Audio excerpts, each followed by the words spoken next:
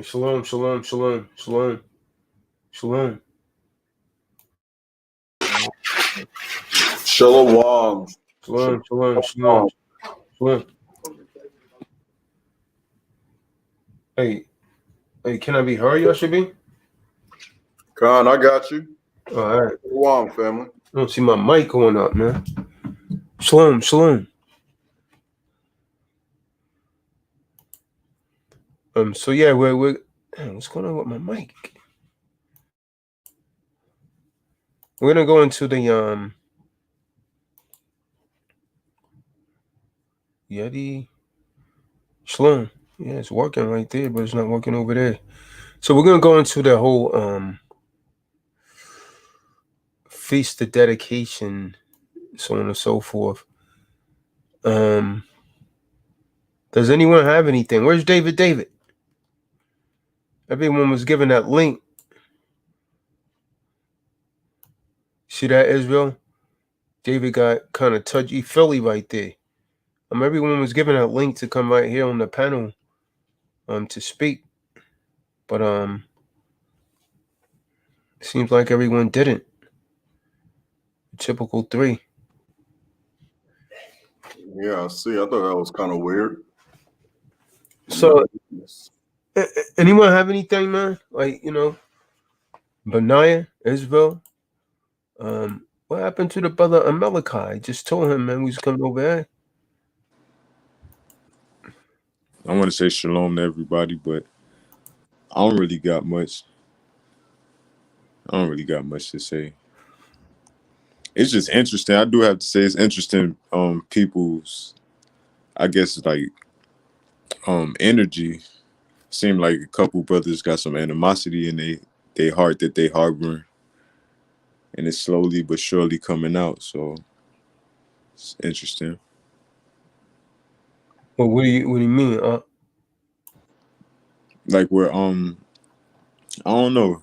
I talk to you on the private side. I don't want to bring it out on YouTube. Yeah. Yeah.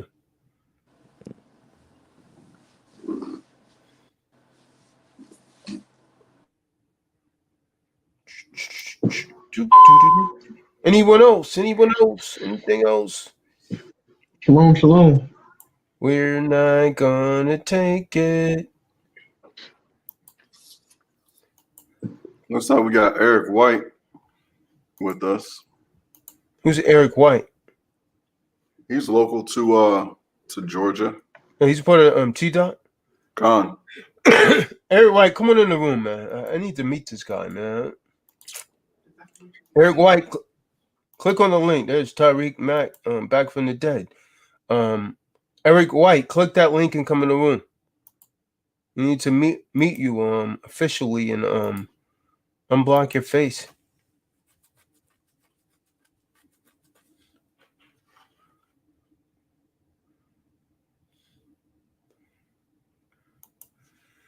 Eric White, huh? What just happened to the brother? Khan. There's Marty.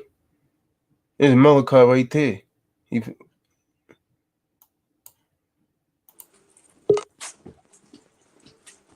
Roscoe Church? Roscoe Church? How you doing? Roscoe Church? I told him, I'm here, man. If I'm not working, man, I don't really. Roscoe, pimping ain't easy. Nah. Hey, the plantation, they pimping me. They taxing me. Y'all be working 12 hours. Hey, Shalom, Chanel. What are you waiting for to join us? Hey, there's Chanel again. See that, Israel? Yashabi? Khan, I see. She been on a lot of the see the spirits moving on her, man. Lots of the time the spirit been moving on people, but they won't move forward with it, man. And when the spirit's moving on you like that, man, you need to go ahead and act on it for real, man. Time is very short, man. I told Shaniqua the same thing, man. What you waiting for the joint? So, but no, he always laughing. Yeah, man. Funny, fun, theatrically, correct, man. Theatrically correct. Some of the little asides that I do, man. And the That's what it sarcasm is. is not intended to be funny. You know what I mean? It's intended to cause some sort of emotional scar so it'll straighten them up. Like I I just see what you're did saying. the good brother senior Didi. Who's that? Didi. Oh, Chanel said she sent the email yesterday about Jordan. I don't I don't recognize. Yeah, you know who Didi is. David. Oh, come on. Yeah.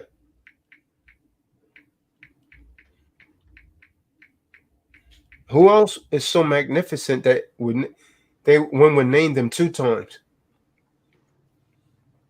Hey, Eric, you did say something on the chat this time. I see you. That link that Tazdoc put on there, go ahead and click that and open it inside the Google browser. If you're not on here in a few minutes, I'm going to go ahead and give you a call, but that's how you do it. He's an older gentleman. Oh, he is? Yeah, he's not technologically inclined just yet. So say you. So say I. What's up, Nika? Shalom. We're waiting for you, Nika. We've been waiting for you to join for a couple years now, Nika. What's up, Nika? Roscoe, what you got to say, man? Tell us about your disappearance, man. I never knew you was a damn magician, man, Roscoe, until recently, man. Till you disappeared and you could come back just like that, man, just like magic. Most I don't deal with magic, Roscoe. I'm not. No, it's not like that. The It's not smile like gives that it at all all. away, Roscoe. The smile gives it. That smile, man, gives it. Yeah, damn, this Negro, right?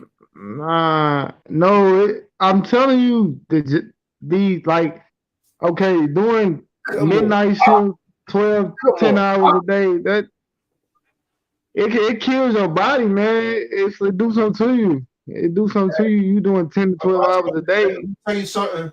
Let me tell you something. Hamashiach told me in the scriptures, and I felt like he was talking directly to me. Do not fear him that could kill the body, but can't kill the mind, the soul. Fear him that could destroy both the body and the soul. That's one to grow on, Roscoe. Tell him, Malachi. Malachi, give him that little soliloquy. A lot of you brothers need to listen to Malachi, man. He might be younger, but he's very wise. Give him that little soliloquy that you was telling us the other night, Malachi, about how some people, they pretend to be a certain way, but they really not. I was listening to that message today, man. That was spot on.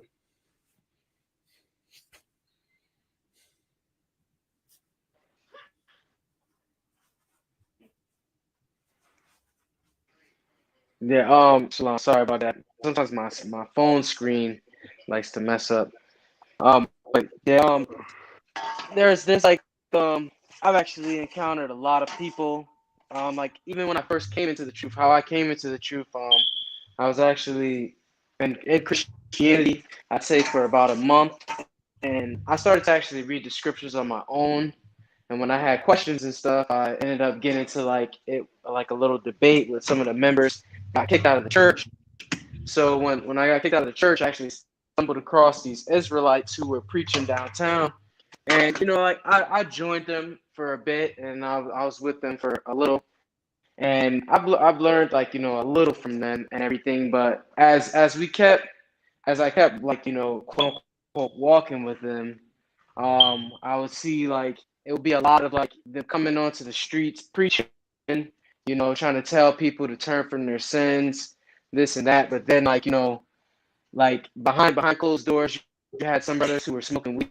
Bless you. You had some brothers who were smoking weed like constantly. You had other brothers, like who were even who were even like dealing with like strippers. You had other brothers, who were going around like constantly getting drunk and stuff. And as like I see like as I would constantly see like like them like fade away from what was like being spoken, like and that's how you can tell like if somebody like actually is diligent about this walk, like when they read for themselves, if you really read for yourself, and that's a test of faith. When you can actually discern and start to notice if the person is really serious about the walk or not. Like, like you can't. I've realized, like even the people that I've actually fished to that congregation, they didn't even last, and it had nothing to do with me per se, because I still talk to them to this day. But they will always mention to me about, like, the brothers around me and stuff, and how like they didn't like how the brothers around me would move. Like they would, like my the people that I would fish myself, they would actually read the scriptures for themselves, and they would go in and actually meditate on these scriptures. And every time, like, I would have a new conversation with them, they would bring up, like, oh, like, why is this brother doing this when the scripture says this? And like, Yeah. like, with my lack of knowledge, sadly, like, I had to always give them some long, like, excuse. I wouldn't call it explanation, but I have to give them some type of excuse, like, as to why, like, things were the way they were. And as I just, like, would pray, fast, and actually read myself and meditate more and more in the scriptures, I would just, like, come to find out that their foundation was never really with the Most High. It was really just to themselves. It was just, like, them more so, like, wanting, they would only want people who were pleasers of men, and not, pleasers of the Most High. So, like, your actions actually do matter. Like when Right. you're in this walk, and you have to be as diligent as you possibly can, because the Most High loves obedience, diligence, and patience. Those are probably the three most, like, most valuable attributes that he's looking for in this walk, that I've noticed from my personal experience.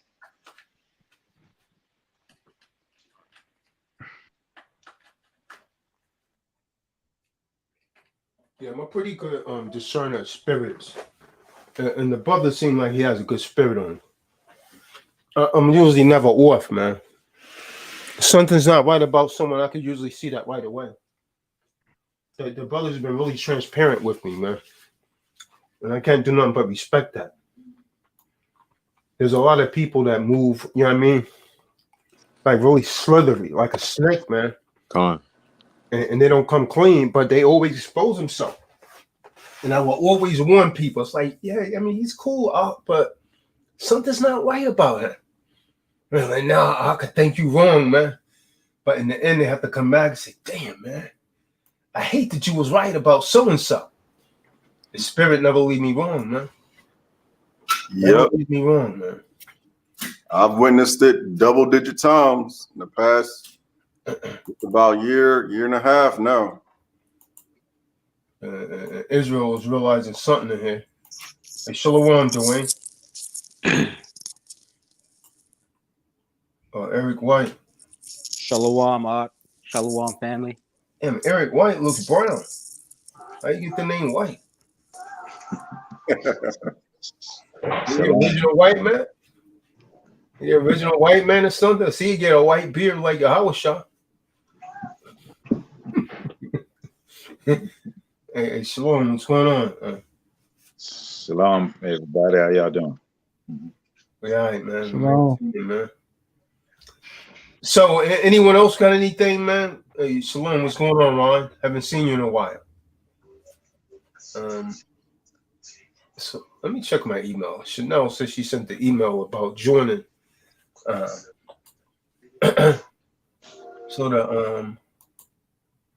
it's a question. Anyone else got anything, man? Before we go into Hanukkah, man. Chanel, what's your location? Because we're supposed to be meeting in Georgia starting next Friday for the Feast of Dedication, which is Hanukkah, which is we're about to go over and explain to some folks that don't fully comprehend what Hanukkah really is.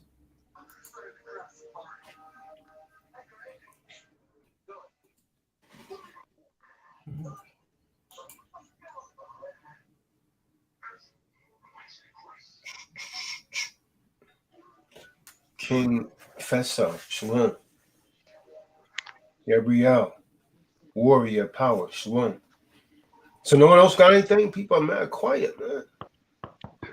I had a question very quick to that. Go ahead, King.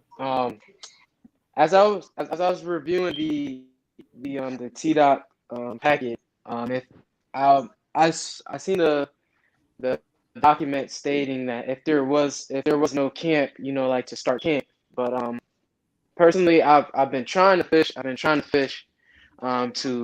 build like the Connecticut branch, and like some guys claim that yeah, like we can study this, like we come together, break bread, and then they do their little antics, and I let them go, and then I had another person like that I was actually trying to teach and everything, but I couldn't really tell if like he wanted to learn or like he had some kind of motives, but I kind of like just ignored him because I noticed like he was just looking at my rib like way too much. Oh So yeah. I cut him off, and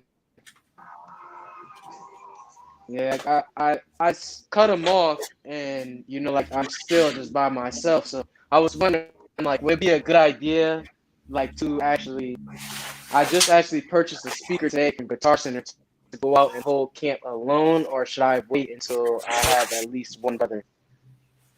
No, you say what? You have one brother for what now? He said Would he you recommend that I actually have one brother for? Would you For what? recommend that You breaking? to hold camp to hold camp like in my I city? see what you're saying. I see what you're saying. Yeah. I wouldn't even recommend going out by yourself, especially considering the circumstances. Even with that, man, like going out a lot. Yeah, we're not really pushing that a lot. I mean, it's good if you can, but you're not gonna really have a lot of people really standing there listening to you because they trying to keep people socially divided at least 6 feet apart and not have crowds. They're still enforcing that.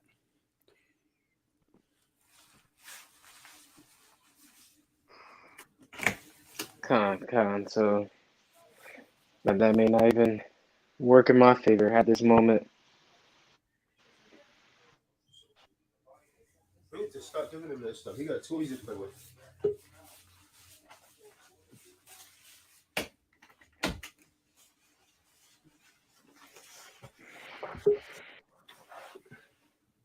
Wait a minute, you guys went mute again. Dwayne fell out. Patrick Williams. Who's Patrick Williams? He's trying to come in the room. Is this the same? Hello, family. Hey, sure. Is this the same Patrick Williams that we was trying to get to attend these meetings back during the summer? That Patrick Williams? I don't know you. it is that guy. I don't know you. I don't know that Patrick Williams, man.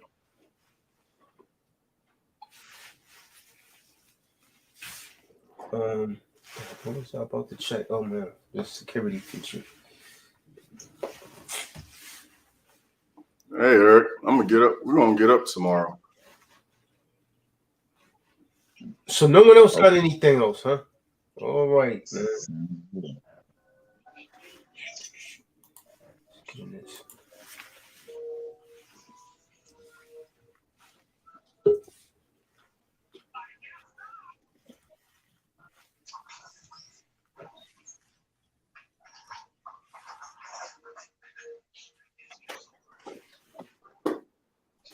Well, I'm looking forward about the feast of dedication lesson. All right. So does anyone on the call not know what Hanukkah is besides you running and googling it real quick? Or should I a more appropriate question was does everyone understand what Hanukkah is? It's trash smell, man. High holiday. All praise to Yah Elohim. Praise to Yahweh Ben Yahweh. So does that mean you do, or from- does that mean you don't? Oh, well, that was you, Malachi, or was that Roscoe? From my, It's Roscoe. Oh, I believe that was Roscoe. Yeah. Because he said Yahweh ben Yahweh. I believe Hanukkah was from what I can remember was the high holy day of like from in the book of Maccabees when the Israelites had basically went to I believe it was the Greeks, their tower, and they slaughtered everyone like who defiled the tower, and like basically like tried to revolt against the Most High. Like, so it's like a celebration of the Israelites reclaiming or taking victory over our enemies, like the Greeks, I believe.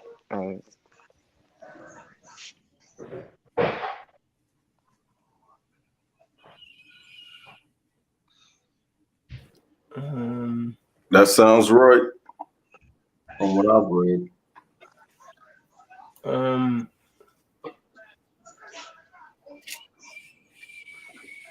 Yeah, they started to sweep the land in small numbers and became, great over time, and restoring the Most High's altars and its holy places and getting them cleaned up. Jeez. Dwayne, you keep falling out. Chanel, I don't see an email from you. Did you respond to the website or something, or was it sent directly in an email? I don't see that.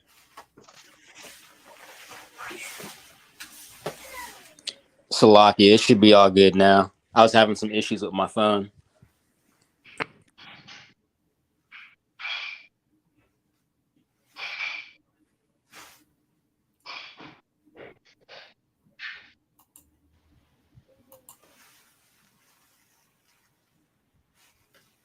You guys can continue on. Typing in some things here, man. Reaching out to a couple people.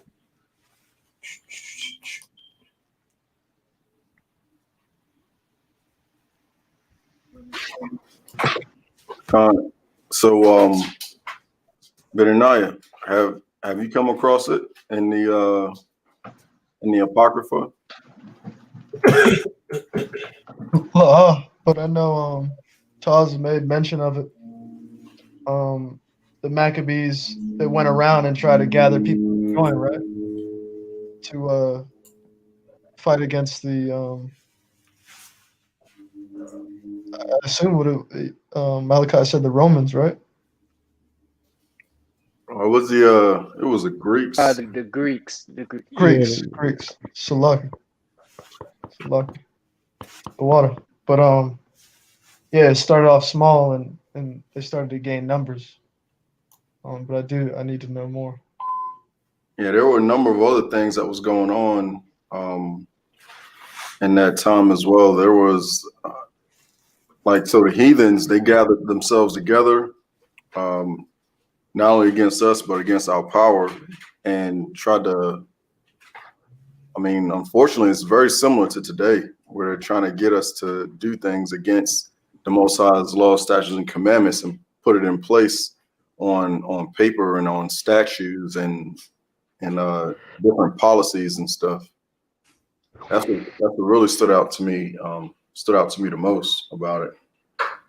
We were charged with reading the Bible from front to back earlier this year, and that's when I came across it and took some interest and just started looking how things were playing out. Just 3 months after we were given that charge. So you guys are going to see a lot of similitude between what's going on now and what we're going to go over in the scriptures when you read it. So it's nothing to really be surprised about, to be honest with you.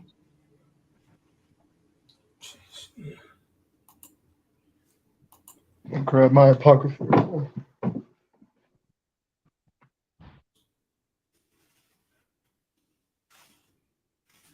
Y'all should be. Do you see a room in the response in the room from Chanel? Did she respond? She said she went directly on the website. So it's on the website then. All right, I got it. Okay. I'm trying to find this other sister's email that added to the group, man. Can't find it. Popped up and now it's not populating anymore. Lucretia, we never added her, right? I'm not sure if you've added Lucretia or not. I know we've been calling out to her though. Yeah, just mainly today. She's been on a lot of the calls and she be sharing out information on IG. Looking for an email from her, man. Marty Ma, you on the call?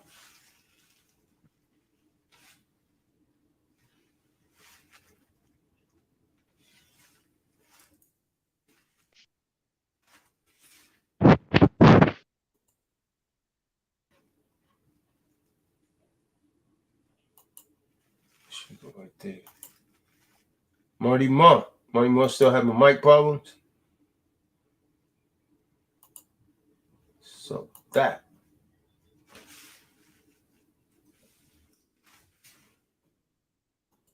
She's added. Marty Ma, we're losing him. Speak up. He in the background? I'm sure trying to figure out. He was on, man. I seen him. I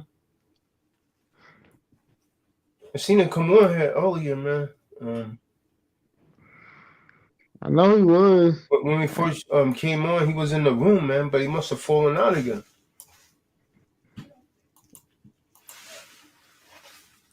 I'm pulling up some precepts. Yeah, man. Brothers should be able to speak, man. While I'm, someone else, man. Not really the same brothers all the time, man. So basically, what we have here, man. If I don't show up, y'all should be no show up. The whole operation shuts down, man. It's not supposed to be that way. Especially if you've been around for months, man. You should be able to come forward with a couple precepts and keep the people's attention, man.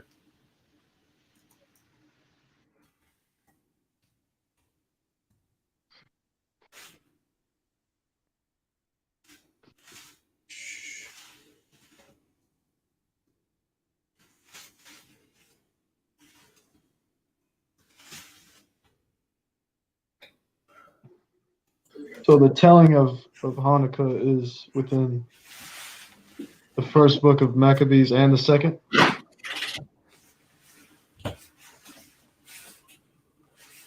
Oh, man. Hey, ask that question again. I was asking if it's the story of the telling of Hanukkah is within first and second Maccabees or just first? In the Apocrypha. Well, it's mainly in the first where you can see where like how it all started. Yeah, So, I'm reading. Call. Yeah, so it from what I recall, man, I'll just go ahead and pull it up. The first Maccabees, chapter 1, starts off with saying that there are some wicked men inside of Israel that left out to and there's a commandment for us not to make any covenants, with the heathen. And as a matter of fact, if someone can pull that precept up where it says we're not supposed to take their daughters with our sons and not give our daughters to their sons and all that. So that was a commandment from the Most High. But in First Maccabees chapter 1 says, pull us down here. Says that some men went out of Israel, and that starts at chapter 11. So First Maccabees 1:11, and it reads, "In those days went there out of Israel wicked men who persuaded many," which means basically they got folks' minds messed up. Even some sincere folks, like folks be doing nowadays, calling themselves being in the truth, saying, "Let us go and make a covenant with the heathen that are round about us. For since we departed from them, we have had much sorrow." So it very similar to the folks, like being a slave, can't get enough of Becky, taking them to be your wives, so on and so forth, hitting up the strip clubs and different things like that, satisfying your lust. It clearly is a commandment of the Most High that we are to be set apart. So right now you have a set apart people, wicked men of Israel, which means all of them Negro, blacks, and coloreds that went out to go make a covenant with the heathen, with the unholy and the unclean. All right. Hey, Salakia, y'all should be when you get a chance, not right now, forward the joining information to Chanel. Con. I just added her to the group emails, so on and so forth, and I added Lucretia. So they'll be actually tagged on the emails and so on and so forth. Con, all praises. I didn't check to see if she All right, but go ahead. You go ahead. Israel's a wise dude, man, because he be sitting back watching a lot of stuff, man. Also, man. Oh yeah. Israel be watching a lot of stuff, man. Yep, man. Respect for Israel. He got that. He got that spirit on him.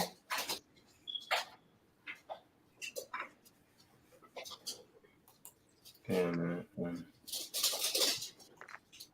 So to touch on what Yasha being brought up about not making covenants with them, I had Exodus chapter 23 verse 32 to 33 stating, "Thou should make no covenant with them, nor with their idols. They shall not dwell in thy land, lest they make thee sin against me. For if thou serve their idols, it will surely be a snare unto thee." All right, Benani, go ahead and bring out that first Maccabee 1:11 again. Actually, do 1:11 and 12. Come on. Book of First Maccabees, chapter 1, verse 11 through 12. In those days went there out of Israel wicked men, who persuaded many, saying, "Let us go and make a covenant with the heathen that are round about us. For since we departed from them, we have had much sorrow." Verse 12. So this device pleased them well. You hear that now? So them going this way, it did satisfy their flesh and their carnal being. Now it's really going to be a trip. Go ahead and bring out verse 13. They got some commercialized term in here. This is where they get it from nowadays. Go ahead and bring it out. Come on, verse 13. Then certain of the people were so forward herein that they went to the king, who gave them license to do after the ordinances of the heathen. Now, why do you think they had to go to the king in order to get a license? What's a license, Roscoe? A license is just something that you that approves you, a registered approval, basically a registered approval. Yeah, something that gives where basically asking permission. Yes. And you're given approval or permission to do a thing, which otherwise, if you didn't have it, would make it illegal. So you got wicked men of Israel going to a foreign king, the heathen king, to get permission, because everybody, even the heathen, knew that was against the law, statutes, and commandments for them to make a covenant with them. So they put something in writing to try to get more folks to be joined onto him. So where do you think that this is where they get it from? This has been going on, nowadays. This is everything that Tazak's been bringing out for the past 12 years. I mean, it had to be. New. There's nothing new under the sun.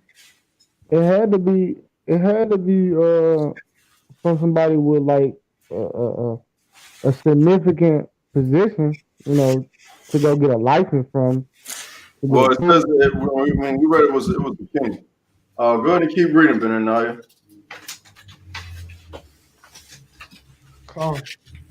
And that don't give your daughters and to the heathen, and don't give her sons to the heathen. That's Ezra's chapter 9, verse 12. But well, go ahead and bring that out first then. Yeah, Malachi brought out Exodus. Go ahead and bring out that Ezra. come. Israel, could you go ahead and hold on a second. Israel, if you're able to, could you get First Maccabees 1 and 14 through 14 and 15? Con. Book of Ezra, chapter 9, verse 12. Now therefore, give not your daughters unto their sons, neither take their daughters unto your sons, nor seek their peace of their wealth forever, that ye may be strong, and eat the good of the land, and leave it for an inheritance to your children forever. All right. Let's go into some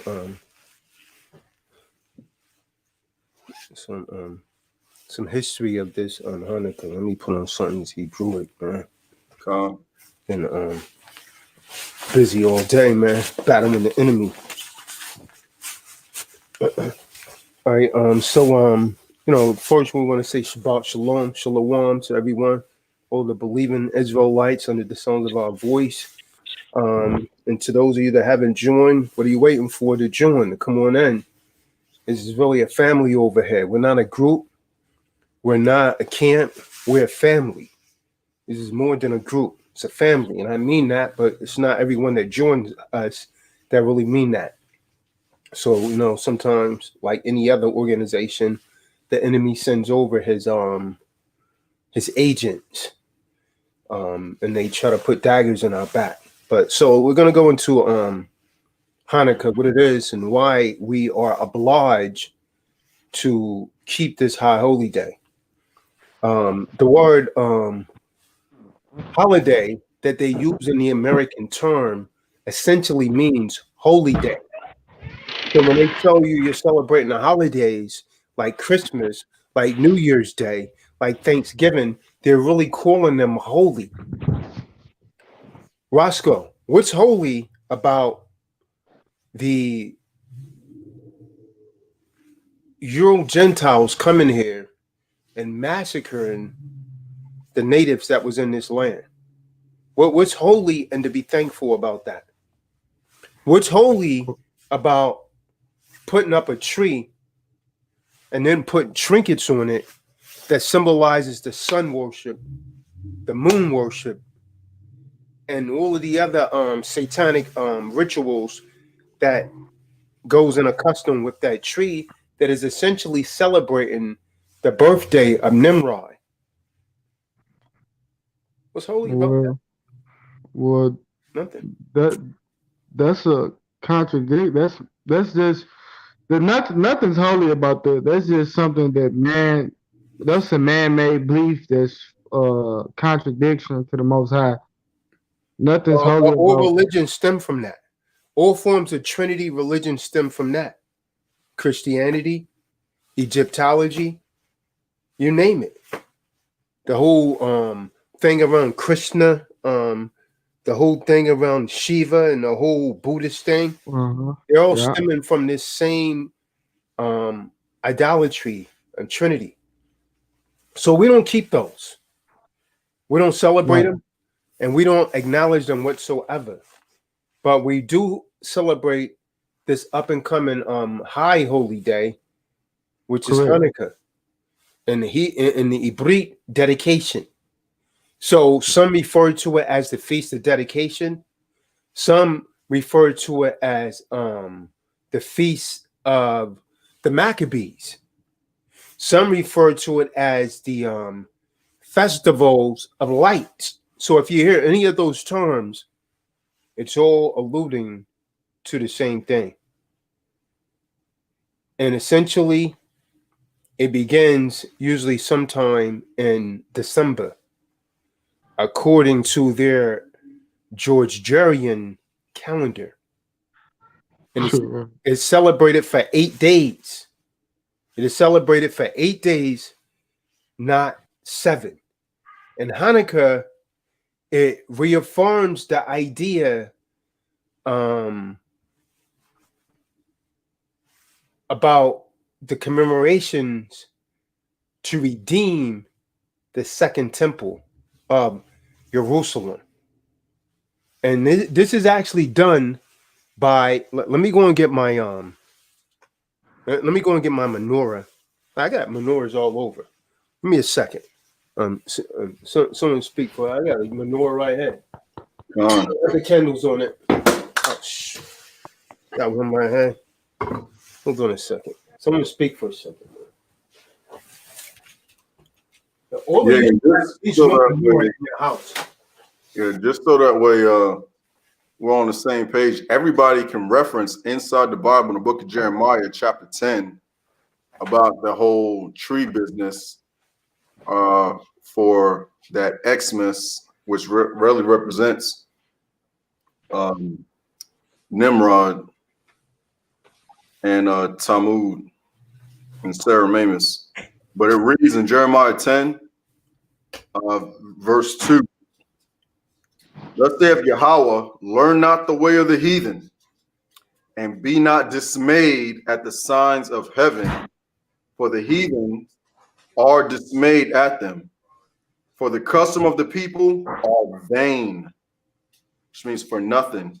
For they cutteth a tree out of the forest and the work of the hands of the workmen with an axe. They deck it with silver and with gold. They fasten it with nails and with hammers, that it move not. So everybody under the sounds of our voice, you in the chat, everybody on the panel, you can reference this. What does that sound like? Does that not sound like what they call Christmas? Cut a tree down. Just like Christmas, the massacre of Yeah. Christ. Yeah, I don't even like to say it because, like, how you don't catch on to that?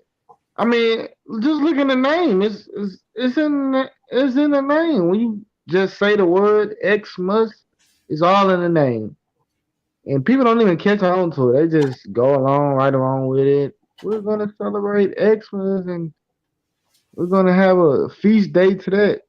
How you gonna try to have a feast day on our day? That's Nimrod Day. I don't get it. It's all in the name. Oh, Yeah, but they continue to try to convince us that was Yahweh Shah's birthday. But when you read for yourself about the time period and all that, you can clearly see that it has nothing to do with this season. No, Nothing to do with this season at all whatsoever. I don't know. I guess people just follow what they want to believe to make themselves, I guess, to make themselves feel more better, to like validate what they're doing. Yeah, let me go ahead and bring out verse 8. And it reads, but they are altogether brutish and foolish. The stock or livestock or chattel property is a doctrine of vanity, because it really amounts to absolutely nothing. It doesn't. Folks get into debt, put on 5 to 10 extra pounds every year, November, December, spending all that money, so-called fiat, time and energy, for what? Just pretty much just to help the oppressors and their guys. That's how deep the programming goes, man. That's all it is. These people has actually been programmed, and they don't realize it. And sadly enough, they will fight you to stay programmed. They don't That's realize how it. that's how my whole family is. I mean, everybody, you know, everybody follow their regular tradition. You know, I mean, Traditions of men. I love them. I just hope the Most High have mercy on them. You know that's the thing about it. I'm trying to separate myself, but I got some where I truly got a heart for, but they just gonna keep doing the same thing because it's just some things that you can't get out of once you've been raised like that your whole life. I It's beg so to differ on that one. Gone. It is a difficult process, but it definitely is possible. Right, you got out of it. Supposedly. So this is what a menorah looks like. So well, if you go to some of these Jewish emphasis added websites, you'll notice that they have 9. And this is where a lot of you people need to stay off of the internet. A Hanukkah menorah does not have 9. You can't find anything in scriptures that says that there's supposed to be 9 candles. Our traditional menorah this is a menorah lamp. It only had 7 candles. The same thing for Hanukkah. What they've done is they've entered a lot of Talmudic practices which we're not to follow. The Talmud has nothing to do with scriptures. It has nothing to do with the Torah nor the Tanakh. Those are traditions of men. So and you will find out that the menorah was used throughout our history. It was used often. It's mentioned Yahweh Shah's face being behind a menorah. Someone get me the book of Revelations 1 verse 13 real quick. Yahweh Shah is seen behind the menorah like this. When John the Revelator is given the description, he's given the description of Hamashiach being behind the menorah like this. Book of Revelation, chapter 1, verse 13. And in the midst of the 7 candlesticks. This is what he's talking about. These are the 7 candlesticks. In the midst of 7 candlesticks, read on. One like unto the Son of Man. But he said one like unto the Son of Man. To compare him to the Son of Man, he had to know what the Son of Man looked like. Read on. Clothed with a garment down to the foot. So he had on a long garment to reach all the way down to his foot. And gird about the paps. And he had a golden girdle on. Yep. With a golden girdle. Mm-hmm. His head and his hairs were white like wool. Yeah, like Eric White right there. So his hair looked like Eric White. As white as snow. So the game that a lot of people try and tap. You see, he got white hair, Taza Doc. Well, Eric White has white hair, doesn't it? The image that Malachi has on the screen has a white hair. So it wasn't really referencing the color of his hair as much that it was trying to reference the texture. Because it gives the texture. Yeah, white like wool. Woolly. Like a sheep's hair. Do me a favor, Benaiah. Take your hand and place it on the top of your head. Your head. Does that feel like goat hair or does it feel like a sheep hair? Oh, she done twisted his hair and everything. These late night gym things, he done twisted. He done got twisted up. He don't even have to throw anymore, Israel. Come on, man. Let's get back to the subject matter. Damn. And his like eyes Rick as a James. flame. Yeah, and like Rick James. I'm Rick James. Go ahead, Yashimi. Changing his whole persona, man. No. We're gonna pull the David. Yeah. What happened to David? He was on here. David, what happened to you? You was on the court. David done got in his damn emotions, man. Pimp smack, man. God, in his eyes were as a flame of fire, Con. and his feet like unto fine brass. Well, like the image Malachi got on the screen, man. Look at the image. That's the image that they're describing, man, right there. As if they burn in a furnace. So not just like brass, but like burnt brass. If you burn anything, what color does it turn? It's rhetorical. You don't have to answer it. You go outside and burn a piece of paper, even if it's white, it's going to turn what? You know what color it's going to turn. And his voice has a sound of many waters. So he had a strong voice, man.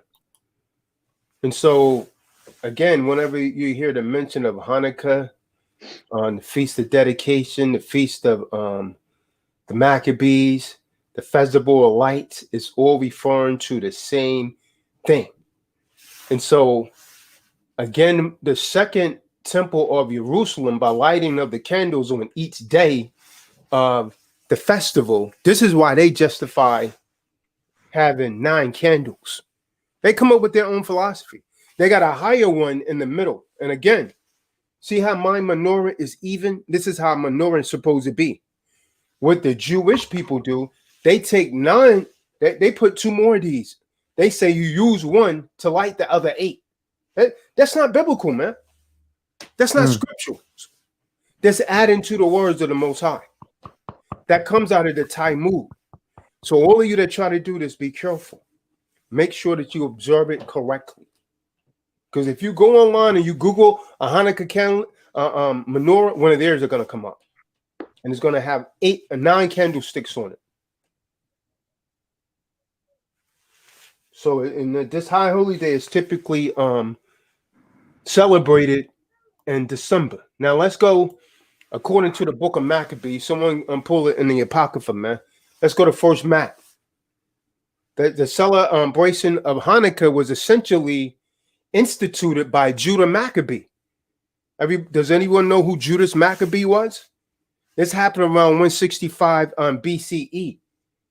And this was to celebrate their victory over Antiochus the 4th, Epiphanes, which was wicked.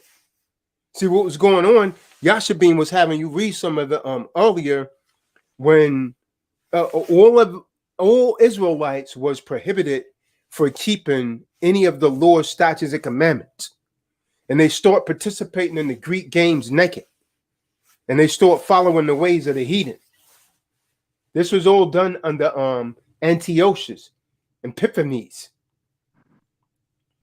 He was actually the secluded king who actually invaded Judea, and he tried to Hellenize all Israelites. Everyone knows what Hellenize is? David, we see you here, man, but come on in. It means to get you to follow that Greco-Roman customs. Come. To be Hellenistic, really that follow the customs of the Greeks, which eventually became a Greco-Roman empire when Rome came in and took it over. It was him that desecrated the second temple in Jerusalem. And so after he did this, there was a 3-year struggle against Antiochus. And so Judas Maccabee, he ordered the cleansing and restoration of the temple. And so after it was actually purified, a new altar was actually installed and dedicated to December the 25th, rightly called Kislev 25. So, you know, they celebrating Christmas, but we could trace this back to around the time that Judah Maccabee instituted this. And so Judas then proclaimed that the dedication of the restored temple should be celebrated every year for 8 days, beginning on that particular date.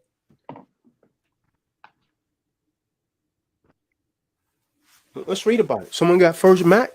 Someone pull up First and Mac Then we're gonna pull up second Mac. Do I gotta go and get my apocrypha also? Hold on a minute because I will.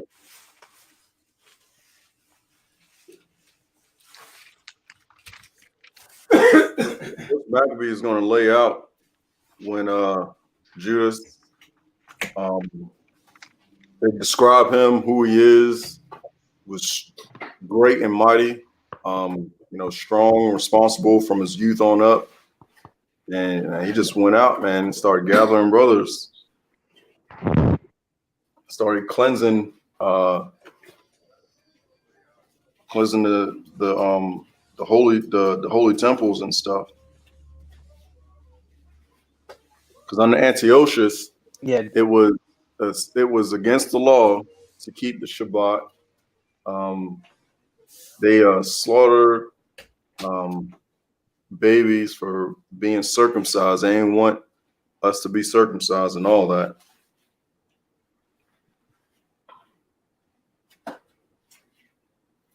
So what Tazak was talking about, that 3-year struggle, it was, and it was nasty too. It was nasty.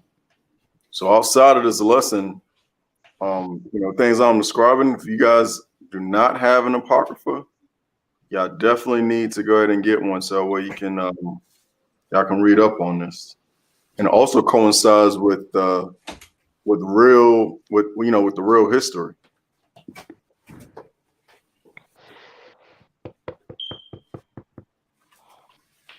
And the book of Maccabees or Salak, didn't want to cut you off. Oh no, you good, The book of Maccabees is also very educational, informational. It's really good to read because you can get the chance to see like how much these men did not tolerate the wicked teachings or the wicked acts that were going on in the world. I know that there's also a part in there somewhere where they even killed like those who approved of the eating of swine. Also to touch on and add on what Tazadak said, this is around the time where because the Greeks were known for a lot of Hellenistic and blasphemy, especially a key one was what they took from the Kemets or the Egyptians on trying to get Kundalini energy and stuff. So a lot of Greeks actually partook in a lot of homosexual acts, and they were just they were going around trying to tell everybody from this day on you're not gonna identify yourself as you a Jew or as Israel anymore. You from this day on you're a Greek. So and I believe that was from because in the first chapter it mentions how Alexander. I believe so that's Alexander. let's go into this. Let's go into this instead of paraphrasing it, because we should be reading these precepts.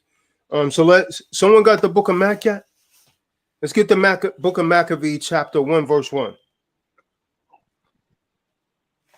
Book of Maccabee, chapter 1, verse 1. And it happened after that Alexander, son of Philip, the Macedonian, who came out of the land of Chittim. Okay, so stop for a second. So that's going into what the good brother was just trying to explain about Alexander. They call him Alexander the Great. I call him Alexander the Greek or Alexander the Freak. Now his kingdom is eventually divided by his 4 generals. Go ahead, read on. After he died,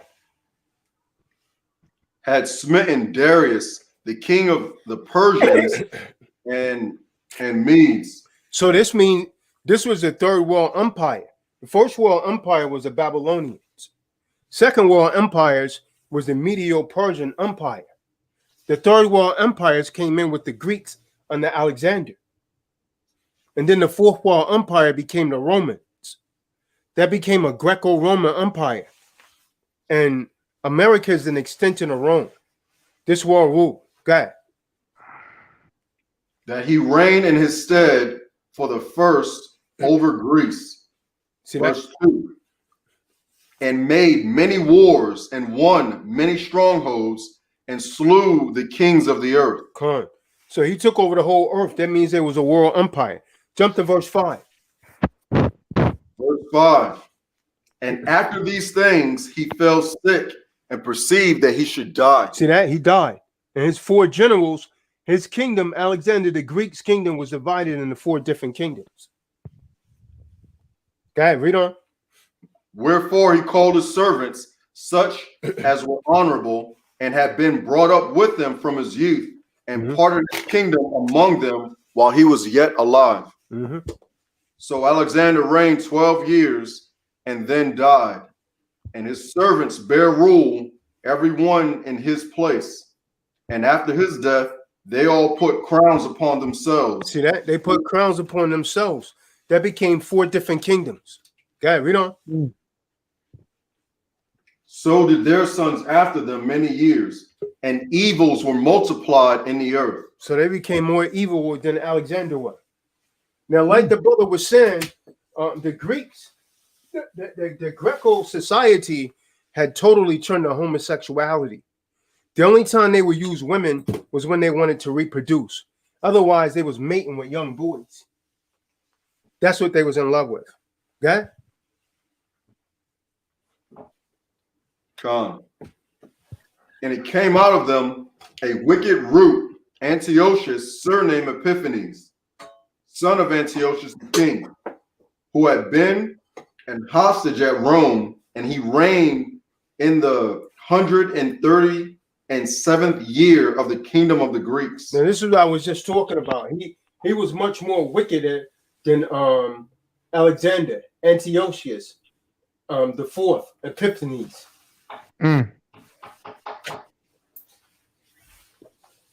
Con. Wicked in those days went there out of Israel wicked men who persuaded many, saying, let us go and make a covenant with the heathen. Watch this. Watch this. So that are round about us. You had wicked Israelites even at that time saying, let us go and make a covenant with the heathen. A lot of you are doing that. How are you doing that? Becoming a Christian, becoming a Muslim, becoming whatever religious organization you're joined on to. You're making covenants with the heathen. And you forgetting the Lord's statutes and commandments. That's a covenant with the heathen. You know? For since we departed from them, we have had much sorrow. Yeah, you don't like how you living, man. You say you got a lot of sorrow, man, because you're not living like that. So this device pleased them well. Then certain of the people were so froward herein that they went to the king, who gave them license to do after the ordinance of the heathen. Their license, a permission to act like the heathens. This is what you're doing now. You want a license to do this? You want a license to do here? You want a license to do whatever you want to do? Making a covenant with the heathen. Okay. Tazadak. So basically, when we put ourselves in like a contract with the oppressor, we pretty much make a covenant with the heathen. Well, not necessarily, man. Depends on if they're having us do something to break the Lord's statutes and commandments of the Most High. Like celebrate Christmas, like having a Christmas, like participating in your Job's Christmas party. And they tell you it's mandatory, and you won't tell them, no, I'm an Israelite, I don't do this. Right. Or making you come in on the Shabbat consistently, and you're not doing anything to change it. That's making a covenant with them. You're excusing the Most High. Or celebrating the heathen's high holy days and not keeping the Most High's high holy days.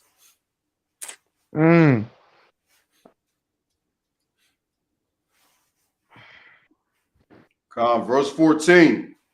Whereupon they built a place of exercise at Jerusalem according to the customs of the heathen. So real quick, Chanel, are you still on the core? Oh, a minute, the new people, man. David, you still on the core? David, you back in the room yet? David's really in his feelings, man. I want one of you to go and look up the word gymnasium. one of the new people. Look, define the word gymnasium. Look at the etymology of the word gymnasiums. All of you that go to gyms, do you know that started from the Greeks? In old gymnasiums, they would practice naked. Everyone was butt naked. Oh my goodness. So you was in a gymnasium. That's what gymnasium means. It's naked games. So they was participating in these games naked. So you know all kind of homosexuality and all that was going on. These sports was initially played by Esau naked. Someone Google gymnasium, etymology of it. Man, Esau is a dirty one. I want to get a little gangster on this. Esau dirty. Yeah. No one looking for it, huh? Someone Google that term gymnasium. It says. I got it. Says, Chanel. I need her to hear this, man. She's still here. Go ahead, Malachi. Well, what happened to Israel? Hold on. Malachi is doing all the work, man. Not Israel, but David, man. Go ahead, Malachi. Gymnasium from 1590s, a place of exercise from Latin gymnasium, school of gymnastics, from also public place where athletic exercise are practiced. It says to exercise or train, literally or figuratively, literally to train naked. See from that? gymnos, naked. See that? From, and also suffix form from like NOGW, which is naked. Come on. And something else to add real quick. Only adult males were allowed to participate. So they was all naked. So you wonder why homosexuality was so flagrant in that particular time.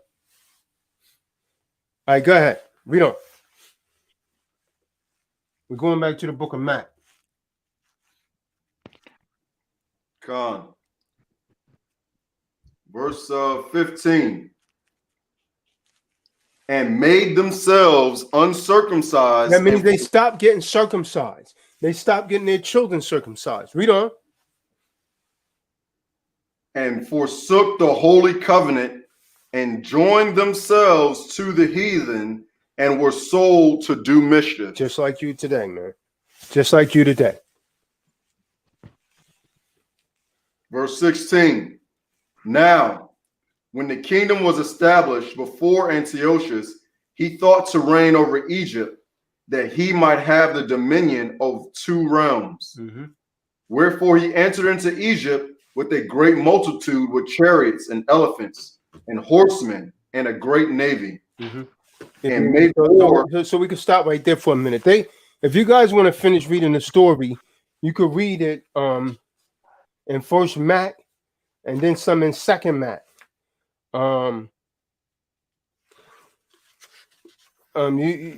Second Mac, the 4th chapter, it talks about. Let's go to Second Mac 4 and 7. When talking about Jason, how he betrayed his nation, man. Second Mac, the 4th verse 7. Book of 2 Maccabees, chapter 4, verse 7.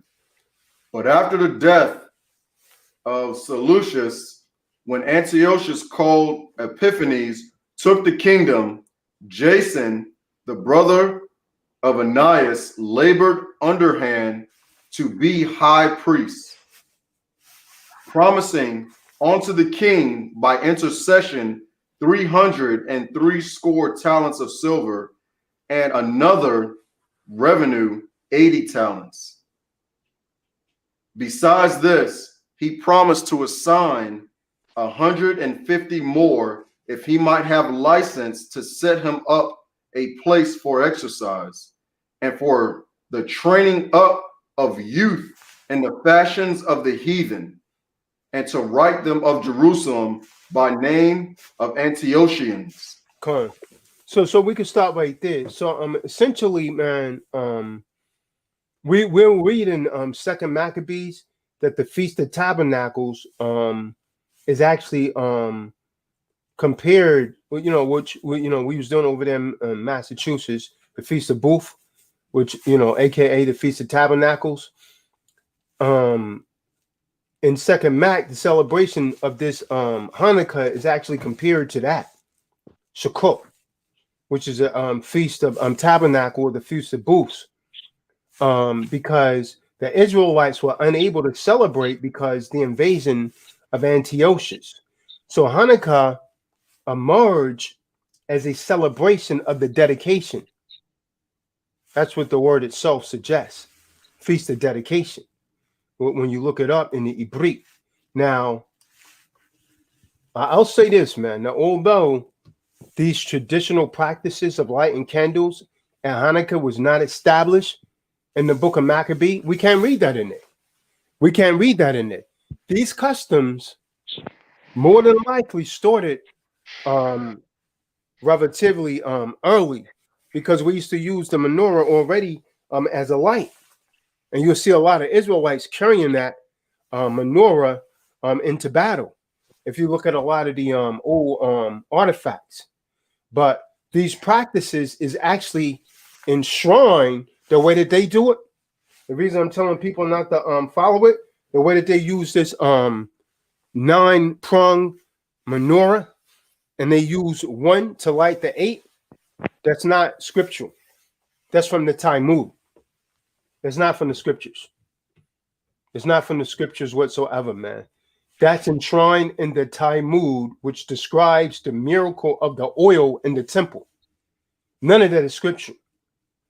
So according to this Talmud, I don't want to put this in people's mind, but I think it is relevant to tell you in case you come across the information and believe that you should actually be celebrating something that's a fraud and is idolatry. But in their Talmud, they claim when Judas Maccabee entered the temple, he found only a small jar of oil that had actually not been defiled by Antiochus. So they claim that the jar contained only enough of oil to burn for one day. But miraculously, they claim the oil burned for 8 days. And so this is why they say they light the menorah for 8 days. Burn one for each day. You understand? But we can't find that in the book of Mac, man. And so they're saying this should actually last for 8 days. So, the early date, for this story, or, at least to the best of my knowledge, the practice of lighting 8 candles is confirmed, by the debate that was actually taking place in the 1st century. You have scholars that was debating about this. And this man, Hillel, Hillel, in his school taught that one candle should be lit on the first night of Hanukkah and one more each night of the festival. And this is what the Jewish people do today. But now you had another man that was debating Shema. He held that all 8 candles should be lit the first night, with the numbers actually decreasing by each night thereafter. None of this is biblical. I need to make that clear, because if you start doing your research on YouTube, like many of you do, you're going to come across that, but neither one of those are biblical. You can't find it there. So the celebration of Hanukkah, essentially, that really includes a variety of customs, right? So one of the most important of all is the lighting of the menorah that I showed you. You understand? We use a 7-branch menorah. We don't get into their stuff.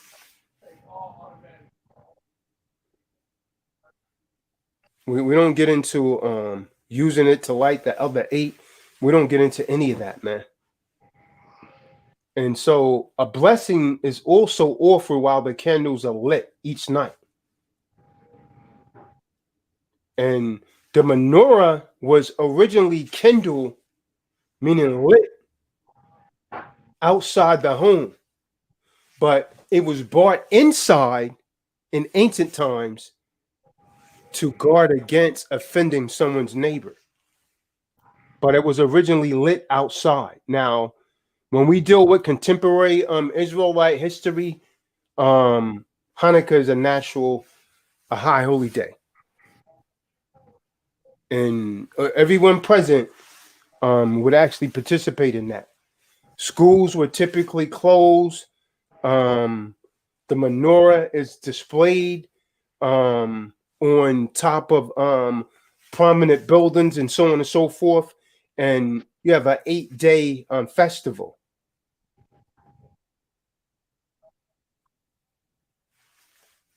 I hope people don't do this stuff anymore. I hope people don't do this anymore, man. And so now you have also, might I mention, you have Jewish people that go to the so-called remaining wall, the Western Wall, that they claim is the last remnant of the temple. And then, you see they go in there and they doing this, I guess, so-called praying and so on and so forth. But that's pretty much it. So the remembrance is pretty much in regards to the Maccabean revolt, when we kind of like restored the temple, and we essentially held off the Greeks on top of Masada for 3.5 years. Who's this? Ramo 7 SM. Anyone know who that is? Raymond. Oh, all right. Keep mistaking him for something else. His connection's not good, anyways. Now I'm gonna tell you something, man. The Jewish people has Christianized this, because what they do is they exchange gifts. They go and buy their children presents like it's Christmas. You understand what I'm saying? They get chocolate coins wrapped in gold foil. There's a lot of card playing going on. They play games with the children. What does this have to do with the Most High?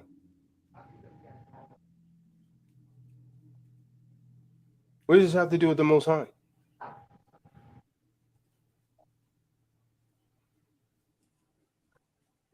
See, in countries like America, where Christmas, this Christian ritual is highly practiced, a lot of that has actually rolled over into Hanukkah with certain Jewish sects, certain Jewish sectors. That's what's going on. So you'll see a lot of that similitudes.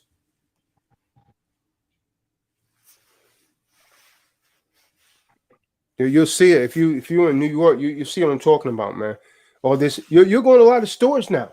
They say, oh, we celebrate Hanukkah. You know why they're doing that? Because the Jewish people celebrate it like it's Christmas. They even put it on pants now. Go ahead, brother. How did people forget, like, somewhere down the road? Because, like, even before I did not know about the truth, before I just didn't know about the truth, I used to always Hanukkah used to get mentioned when I was in elementary or whatnot. So I'm trying to think, like, even though people Christians, somewhere in their heart they know what they doing, and what they've been doing all along was not the way of old. That's not what we did, in the days of old, for us, the biblical days. Because, I mean, if you look at it, you like when people used to say, so do you celebrate? Because they used to say that when I was in elementary or whatnot. They used to say, we celebrate Xmas or Hanukkah. And I just used to be kind of sitting there like, well, kind of confused a little bit, because that's Right. before I was in the truth. I wasn't even in the truth then, but it was just like, it just clicked to me, because I was like, well, somewhere down the road, people always knew that Xmas was just something that was thrown out there by man. They just knew that was just something that Well, everybody. Xmas, the reason they came up with that term was to eliminate Christ from it, because you had certain atheists that started complaining that they was non-religious, so they didn't want to celebrate Christmas, which meant a mass of Christ. So they started using the term Xmas, meaning to X out Christ, showing you that it was all commercialized, man. But essentially, summing this all up in a nutshell, what we read in Maccabees, we had Yashabin read. So a brief synopsis on this is after the death of Alexander the Greek, they call him the Great, his kingdom was divided into 4 parts. Egypt, the secluded empire, the kingdom of the Pergamon, the Macedonian, including Greece, and Egypt governed by Ptolemy the First. So Sotar essentially allowed the Israelites in Jerusalem to flourish with very little intervening. And then in the 3rd century BCE, during the 2nd century BCE, the dominance over Judea went to enforce a domain over Egypt and the Israelite people. So this whole theocracy and politicians were actually intertwined in the 2nd century in Jerusalem. So the social structure of Jerusalem was then run by these Israelite what should I call them? Like really allegory. Right. Such as, you know, these priests like that we read about that betrayed the Israelites. They made a covenant with the heathen, right? So, you know, they pretty much sold our people out. They made a covenant. That's what go ahead. That's what I was thinking. That's where I was going to go. Like, so pretty much we was sold out by our own people. Come, the high priest, they agreed to the Hellenism.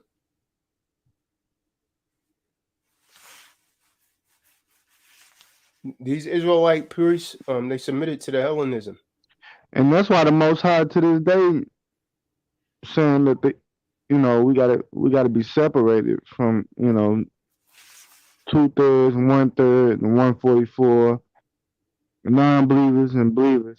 I mean, because at this point, like, for me, it's past the belief, because everything is put out on the table. It's past the belief, so everything is facts. You know, everything is written in blood. Everything is written in stone. You know, because we have these things going on to this day, and really, the 1/3 tired. You know, we feel like, you know, we even though we're not Haitian or Tyrian, but you know, we ready to finish it. You know, that's why the Most High keeps saying it has to be a separation. It has to be a separation. Because if we don't, then we'll just keep going into the same thing with the same headaches.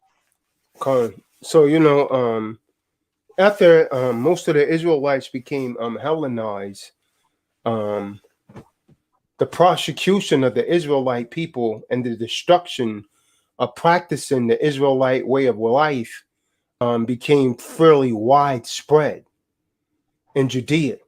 So the Israelite people needed someone to lead them.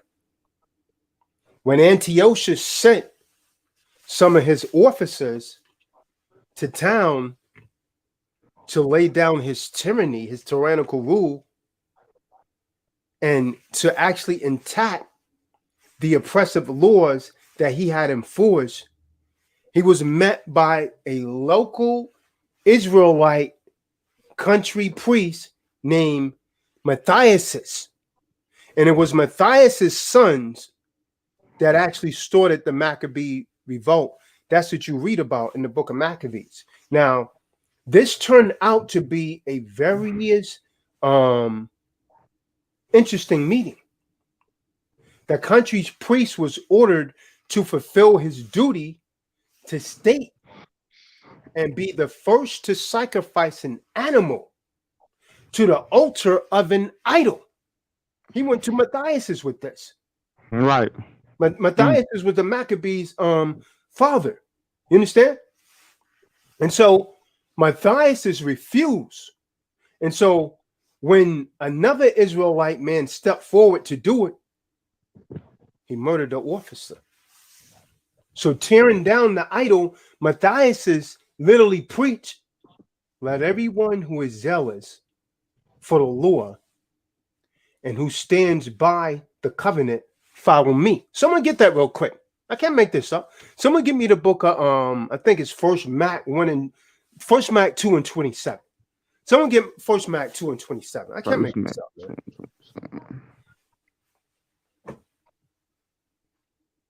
So from this, the Israelite people had their leader. Con. Book of First Maccabees, chapter 2, verse 27. Oh, go ahead, you got it. Who was that? I thought that was that you, Malachi? Con.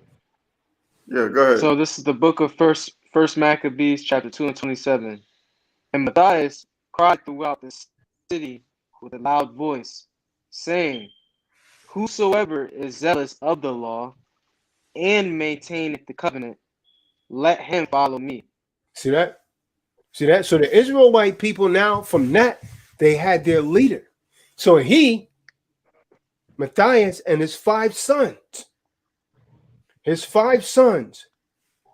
John, Simon, Judah, Eleazar, and Jonathan, they rallied the Israelite population in approximately 167 BCE. And the Israelite people rose up with Matthias as their leader. But soon after 167 BCE, the family of Matthias became known as the Maccabee, which really means the hammer. Maccabee meaning the hammer, man, because they came down like a hammer. And so they reconstructed through the Israelite people on the way and began what is known as a guerrilla warfare. They began a guerrilla war as they started to take over the northern villages in Judea. They literally tore down, they destroyed the altars that the Greeks had put in place of the idols, and they killed those who worshiped them. So they killed other Israelites that worship these damn things. I mean, it's something, man. A lot of you Israelites on the second coming, you're going to be put to death, man, because you caught up into this system, and you're going to be caught worshiping idols, and you're going to be put to death according to the Bible. And you can like that, understand it, believe it or not, man. That's what this thing is coming to. See, a lot of you think this is something to play with, man. This same thing is going to repeat itself. A lot of you come on here, you play, you get in your emotions. You don't want to take this seriously. You take it as a game. Your ass is going to be put to death, man. And you can like that, understand it, believe it or not. Because too many of you think this is a game. This stuff is in history for a reason. It's not just old stories that has no relevance today. History repeats itself. And that's what's going to happen with many of you, man. That's what's going to happen. The hammer is going to come down on you, man. The hammer is going to come down on you. These altars are going to be torn down. What are you going to do then? But I'm going to hit you something, man. Matthias died in 166 BCE. But just before the death, he left Judah, Maccabee, in charge of the army. Now, Antiochus, he literally underestimated the severity of the rebellion and the size and strength of the Israelite army. So instead of crushing them with the full force of his armies, he sent out a few generals on them. But Judah Maccabee was wise. He was courageous. He was a military general. And he defeated them. He defeated them with ease. Antiochus was made to look foolish. And so, as a response, he sent out to exterminate the Israelite population in Judea utterly. So, what did he do? Antiochus sent for his most glorified generals, and he sent 60,000 soldiers to try and do just that. 60,000. Now, you're only talking about a handful of Jews here, man. They sent out 60,000. Judah Maccabee was severely outnumbered. But he had something, man. He had the spirit of Hamashiach on him. And he had the familiarity of Judea. And that was a huge advantage for the Israelite army. Now, using the slight hills and superior knowledge of the area, they outmaneuver the Greeks. And they slowly picked them off. And so finally, they came to battle. And Judah gathered another 7,000 Israelite rebels. But still, they was outmanned. At least 5-1. 5-1. And so as Judah stood there looking at the masses, as I read it, you know, you can read about this book of Maccabees. You can read about some of it in the writings of Josephus. He prayed to Yahweh while Yahweh shot for victory. And so the Israelite people overcome the massive difference in manpower, and they secured an almost impossible victory over the Greek Empire and over Antiochus. Because there's no battle. There's no might in their battle. You know, the Most High put the spirit on them. After the defeat of Antiochus, his armies were devastated. They met again when Judah's army was at the gate of Jerusalem, but a much shorter battle this time.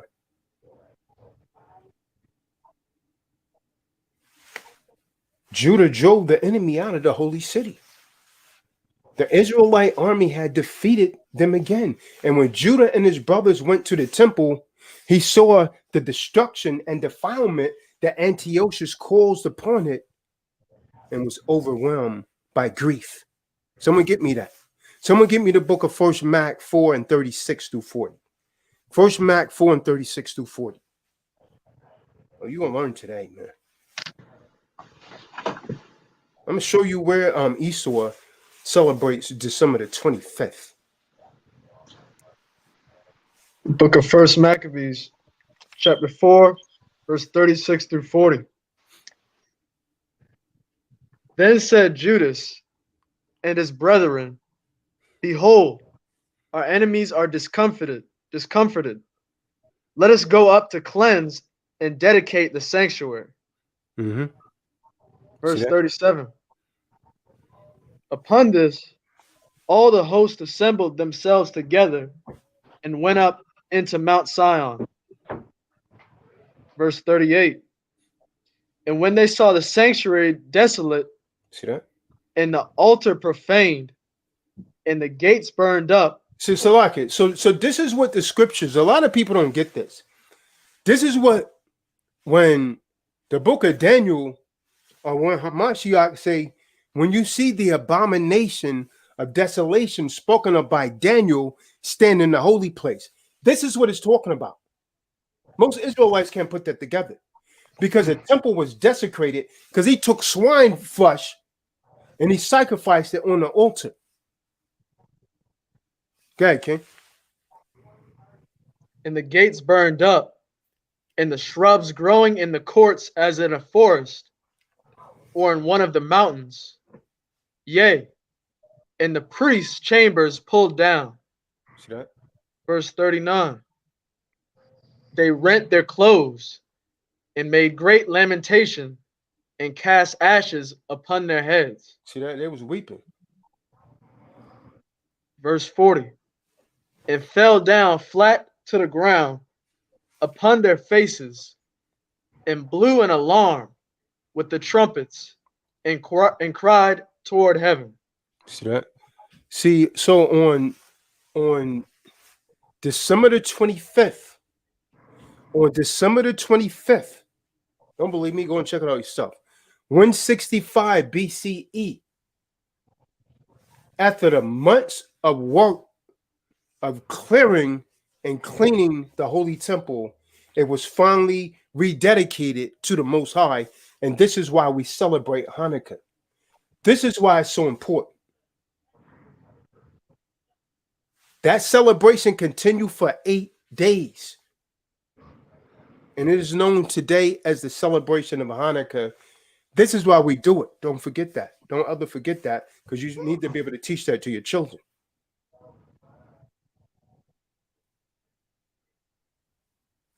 You don't need to forget that, man. Stop your children from celebrating Christmas, man. And so at this point, the Maccabees had actually accomplished their liberty for a while. But ended up dying on Masada, man. They held them more for about 3.5 years. And instead of being Hellenized, the Maccabees that was on top of Masada, they decided to take their own lives instead of compromising their beliefs and becoming Hellenized.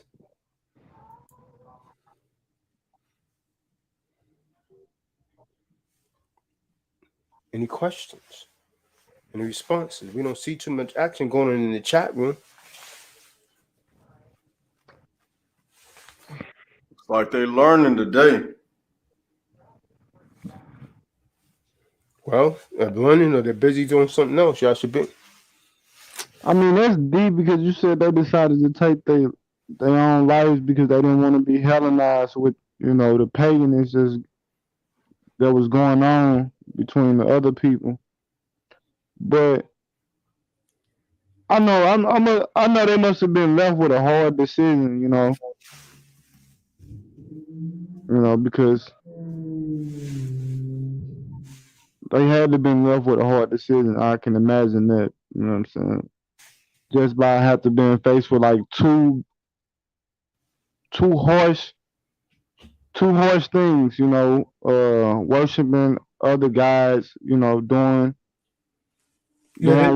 Romans is the one that we was fighting when we was actually on Masada. Right. But we can read that in Josephus' writings.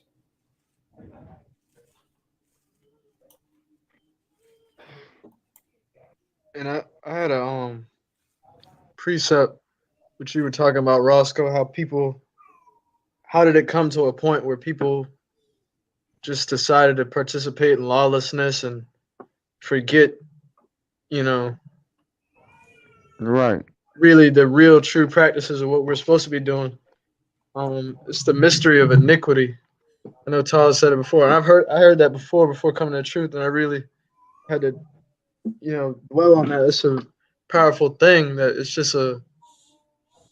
it's an ongoing work by Hashatan really to get people to deceive them. It's all deception. It's all lawlessness. It's all injustice against the Most High. Book of 2 Thessalonians chapter 2 verse 7. For the mystery of iniquity doth already work. Only he who will let until he be taken out of the way. But it'll all be revealed in the end. So, right. the truth, it is being revealed. People are starting to right now, yeah. But like I know what you mean. As we get thicker and thicker into depths of the matrix, and when we deal with Masada, right? We're dealing with the Romans, right? So now this is talking about 73, 74 CE. That was after the fall of Jerusalem.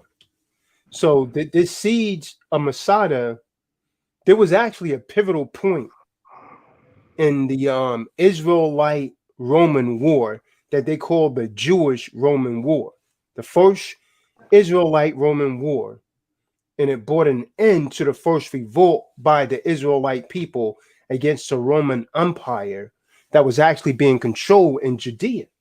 Now, at the start of the first Israelite Roman War, there was a group of what they referred to as rebels. And I like to refer to myself as a rebel because that's the one that rebels.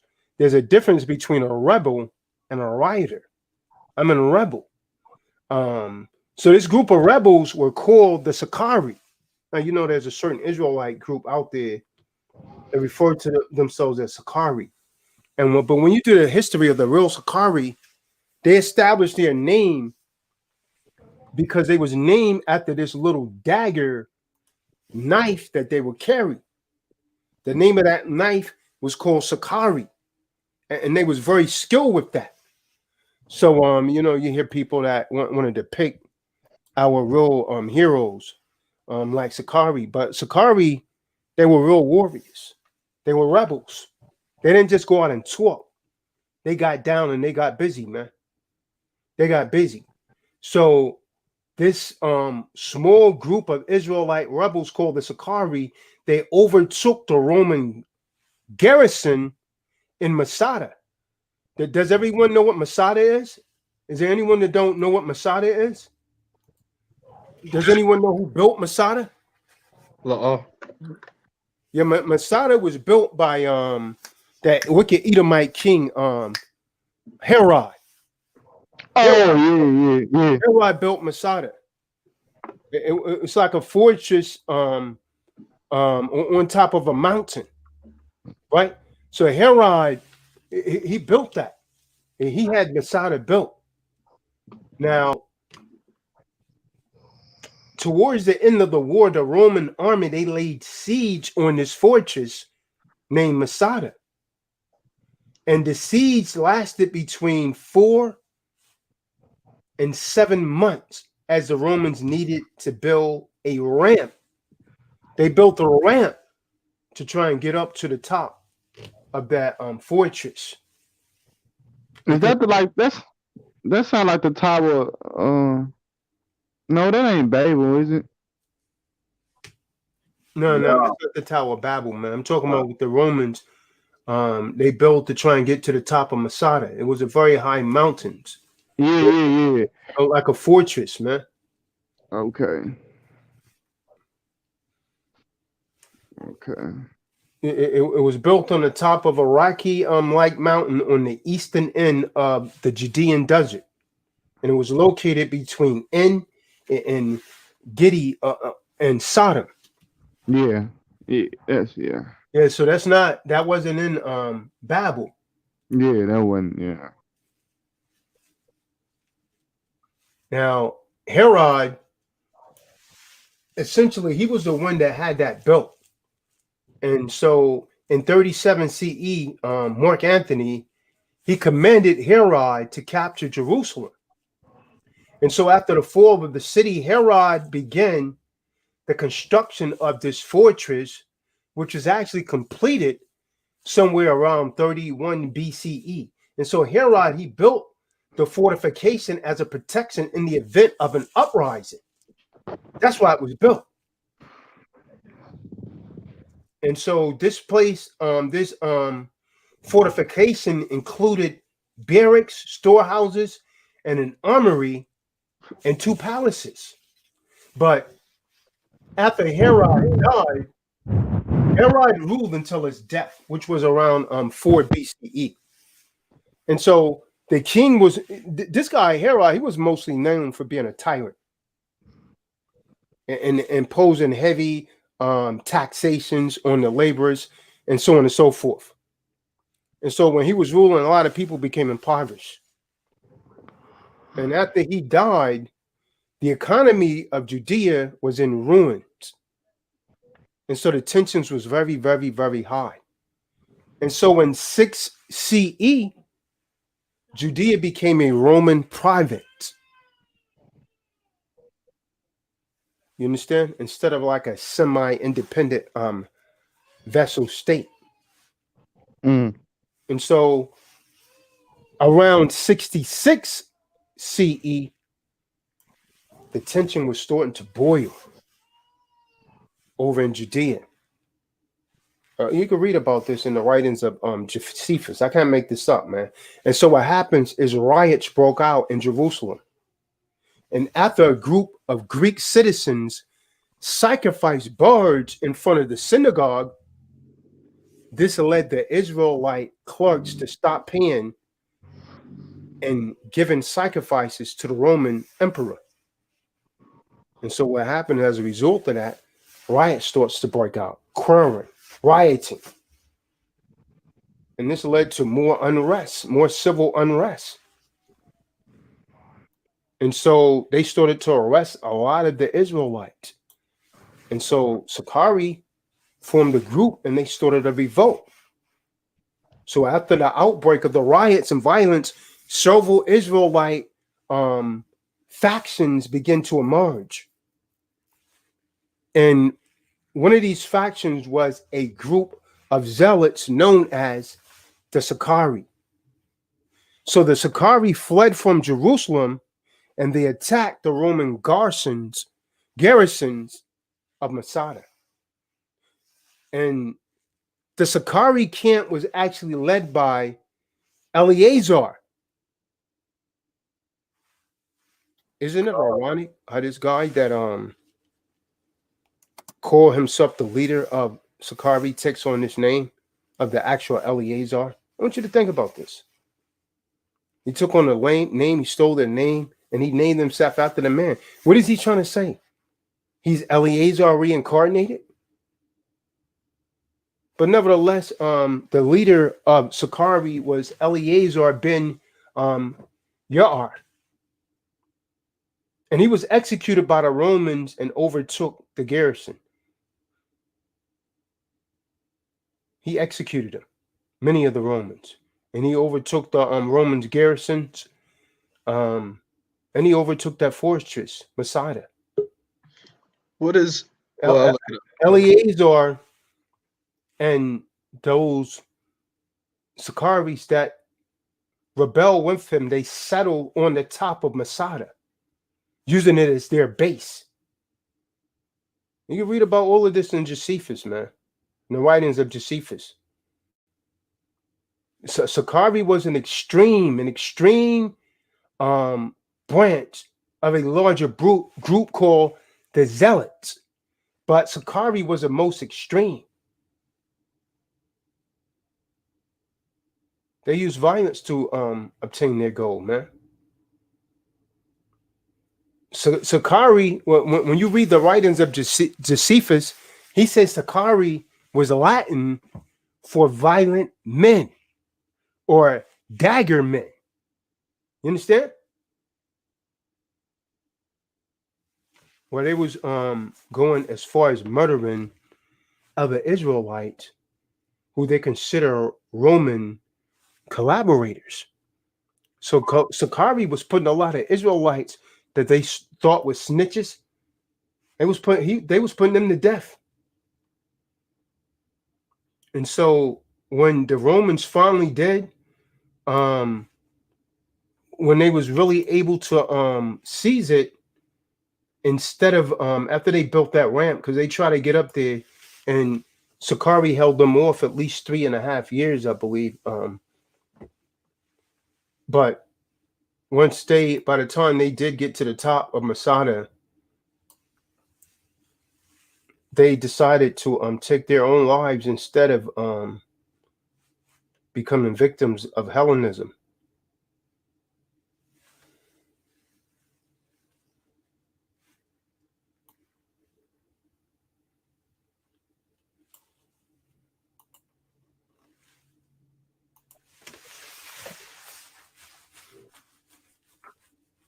I'm looking at images of this Masada.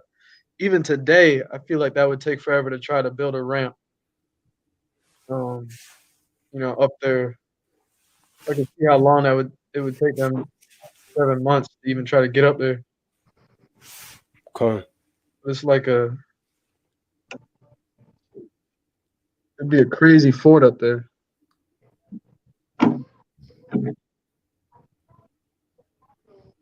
Sakari.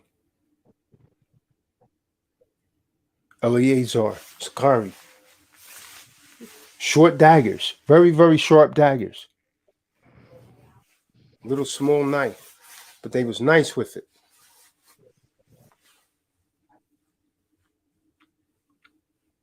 Anyone else got anything they would like to add? Yashabin got pretty quiet. Israel seemed to have fallen off.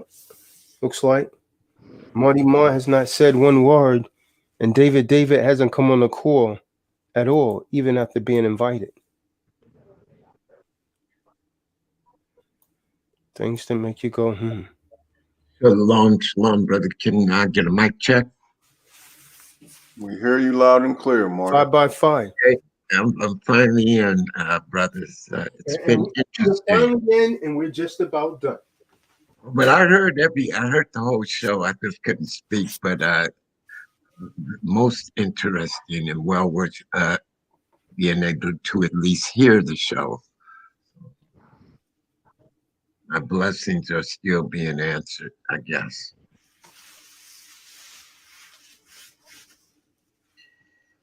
David, are you still in the room?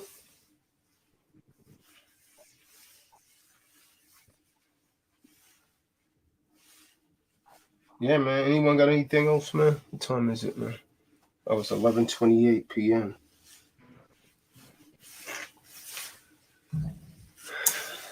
No, this is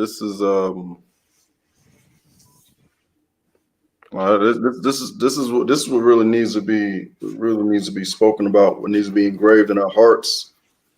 Yeah, because we spoke on some significant topics, so I really needed to hear this, And I want to say I'm sorry because I know I have been inconsistent from time to time, and I look to change that. But I really enjoy being fulfilled with this knowledge and truth, and it helps me be a better person, and see things from a different perspective than what I'm normally around, because what I'm normally around, people that's just everywhere, and they have no idea about what's going on, and the history between Esau and Jacob, and it almost seemed like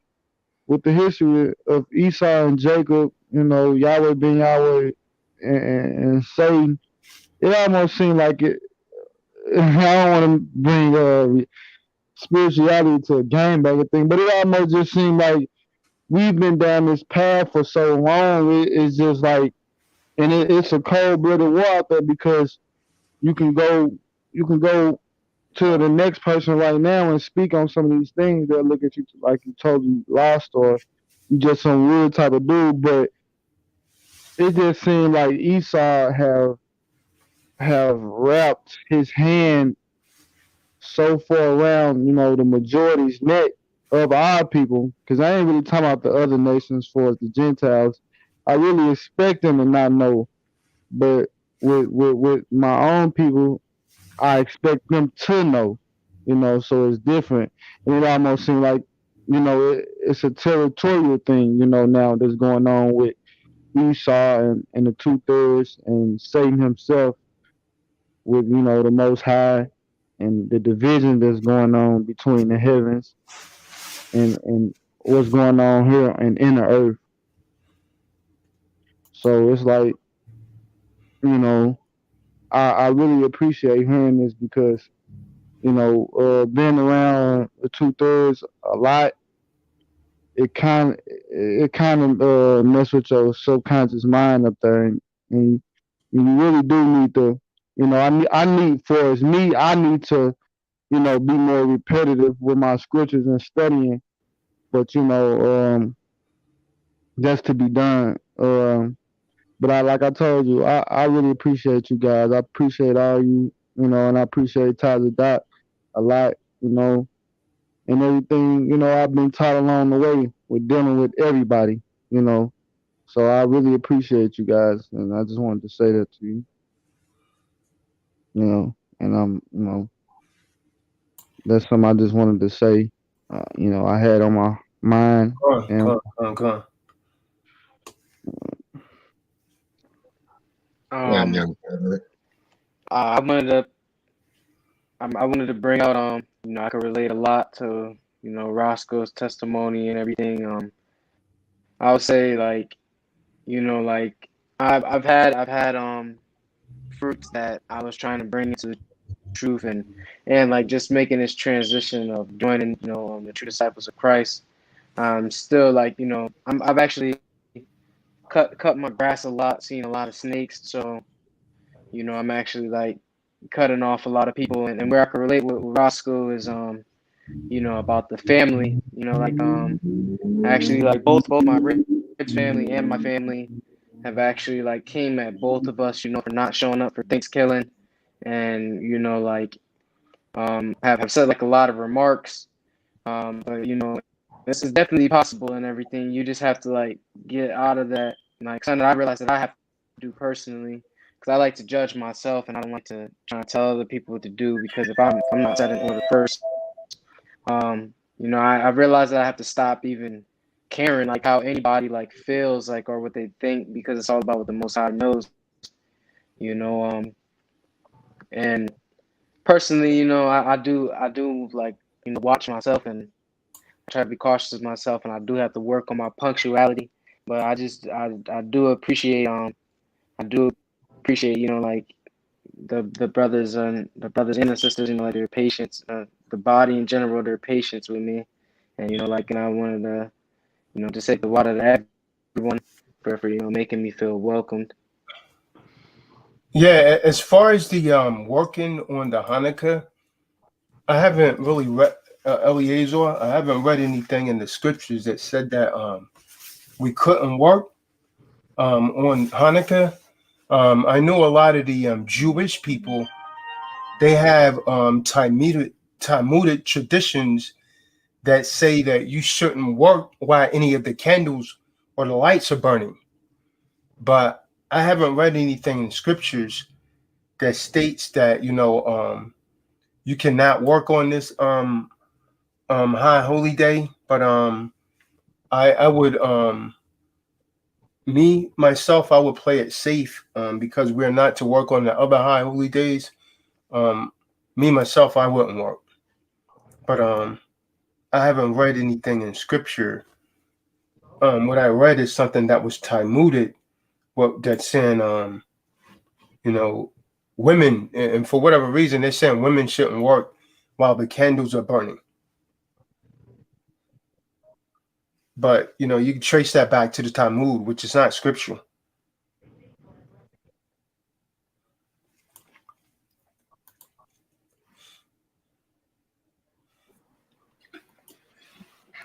Yeah, so this when you guys go and y'all read this story as well, the history, our history, you can see how it's being repeated even today in the most sly and slick manner. So the way that I've trained my mind is or the way I get my mind ready for like on a daily basis is in a form of is like a battle form. You know what I mean? Because you never know what you're going to be. You never know what you're going to be up against. So to be ready for that, that's where this story of Maccabees and like David's mighty men do come into play. For myself, because a lot of folks I used to be associated with back in the day, it would make it seem like being strong or being I guess just being strong and being mighty was like a bad thing. To be able to be skilled with your hands or with your feet, to be able to protect like your family or whatever the case is, This right here gives you the reason why man needs to be man. You know what I mean? This is from like the broad perspective. This isn't just on an individual basis. The story of the Feast of, dedication was really about fighting for the Most High and trying to help our people get back to, where we needed to be. Because there was great sorrows in those days. Great sorrows. There's literally there's a plot or a or however you want to put it, an agenda to control people. Because I'm gonna be honest, I mean, when you look at the history, there's plenty of people out there. Why are they picking on Israel? Because they know who we are. We just don't know who we are. But hey, you're gonna get your mind right. This is where it's at. And for all you men out there who are strong, who are skilled, in certain aspects, there's nothing wrong with being like that. Even in this modern feminist day society, there's nothing wrong with being like that. As long as you're fighting for the right reasons, that's all. It's all good. And no, what better way to do it than dedicate yourself to the Most High, which provides you life in this life and in the hereafter.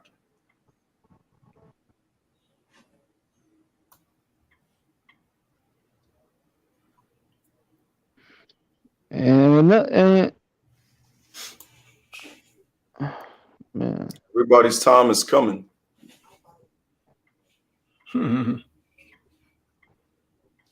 Yeah, see, Lucretia came on here, aka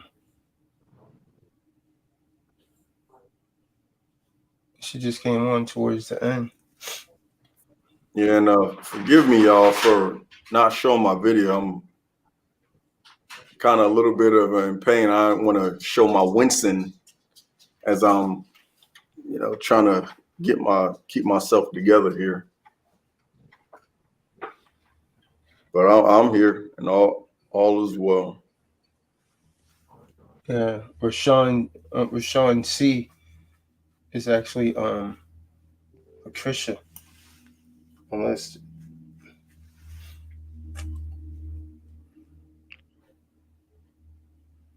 anyone else, any feedback? As you see, David Davis on some real roller coaster stuff right now, man. I asked him to come in the room several times. He just said, "I'm learning." Not a good time, man, to be in your film. Long.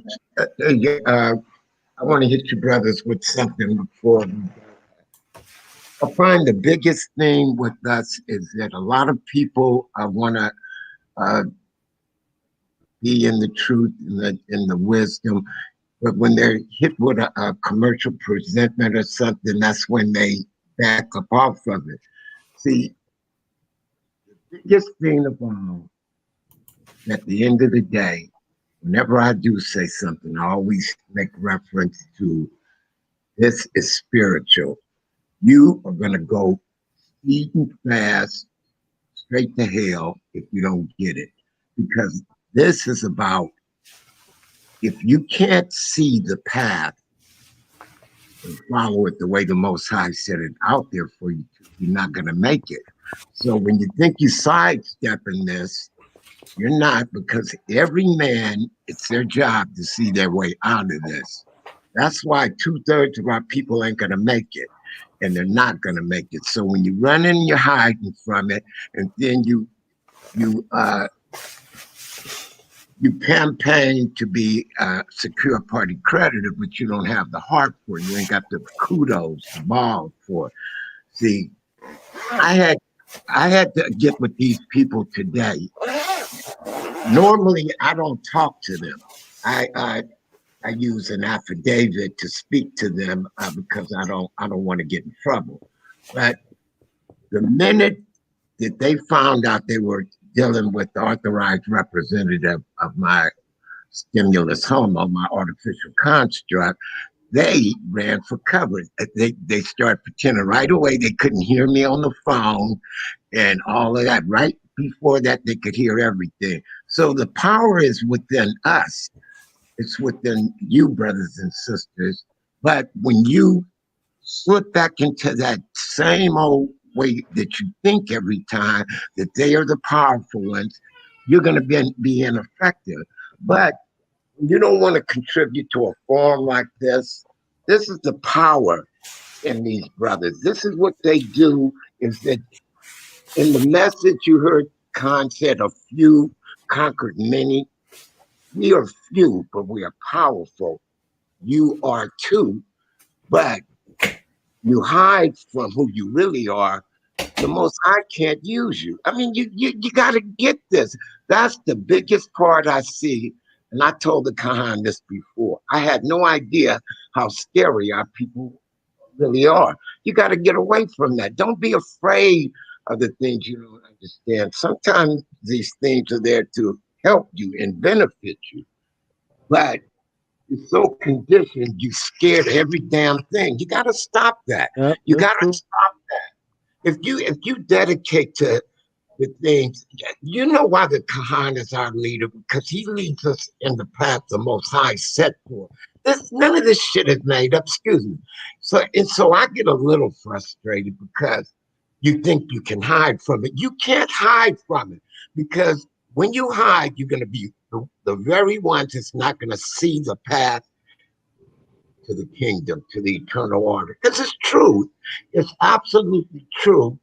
And I watch you do it to yourself. And then I feel sorry for you, how stupid you are. But I mean, it is true. You got to be able to deal with these people. It's a message in everything. Everything we talk about and do is about something. That's why the Khan tell you words are synonymous to the things that impact our lives every day. You got to understand that. But you're so pushed off course, you don't even understand that. You got to realize that you're living in a society where they are playing musical chairs with your mind and you allow them to do it. Stop doing it. That's all you got to do. It's as simple as that. Stop doing it.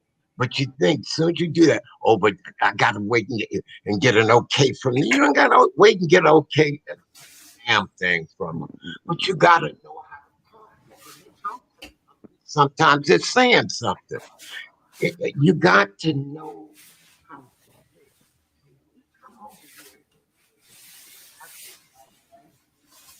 No, but if you're over here, Khan brought us all up to speed, because the Most High gave him to understand this. I didn't understand any of it.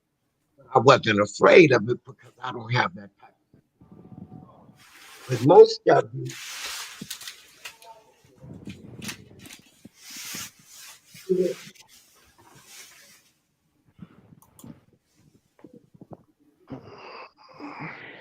do it on automatic.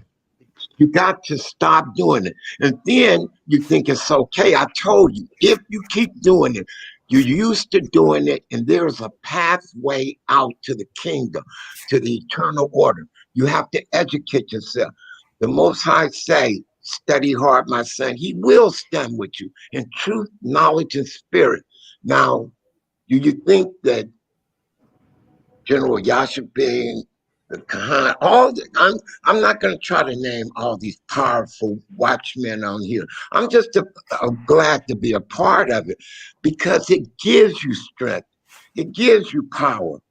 You should be glad that you should run and be telling people, come over to the true disciples of Christ. Come over to T-Dot. Come over to the anti-police brutality commandos. But no, you don't do that. You know, because the first thing you want to do is start worrying about the very things you shouldn't even be worrying about. Before you can learn something, you're doing the woe is me and crying and doing all that. Build up your courage. Find out who you are. I mean, I had to do it. But the first thing that I realized is I'm not afraid to say it if I'm wrong. I'm not afraid to admit things. Admit them. It's no shame in being are uninformed. It's no shame in it. Get informed. It's no shame in not knowing who you are, but you're over here for a reason. This is an opportunity of a lifetime. Embrace it. You know what? It's the most valuable thing in your life, and you don't even see that. I mean, I don't even see. That's the part you got to do. Fight with who you are. Because, see, the Khan, he's going to make you complete. But see, you got to do part of you don't want to do shit. What you want him to do is hand you the wisdom, put it in your brain, and then execute it for you. Because it is what you want. He even if he could do it, he wouldn't do it.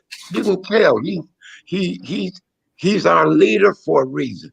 He's a strong leader, and he's going to tell you shit nobody else won't, and you don't like it, and you get trapped up in your garments. Don't do it. Now, sometimes I step out a little bit out of form, but I'm doing it for a reason because I was stuck before. I wasn't scary like most of you, but I was stuck. But I'm over here to learn. Whenever they're here and I miss it, I was having a little trouble with my mic, but I was listening. Now, a man that listens is a man that learns. So even though I couldn't speak, I had my ear, the volume up high, and didn't miss a beat. This can be everything you want, but see, you want free, you want give me something, you want to complain, you want to debate, you want to do all the things you shouldn't do. How about giving to the organization? Donate to a worthy cause. Bill, you're supposed to enter into this and be with a giving heart, but no, most of you want something. Can you do for me today? We're not going to do a damn thing for you in that way, but we are going to get your mind right. The most important thing that you should have at the top of your shoulders. But most of you use your head for paperweight. You don't use it for what you should. And then I know you want to talk shit to me and say what you really want to say. I don't give a damn. You can say it, but I'm telling you. They just use it for a hat rack, Marty. They use their head for a hat rack. And you know what? And you do it. You come over here and you want all these brothers. I watched our general turn into a 5-star general just in the time I've been here in this forum.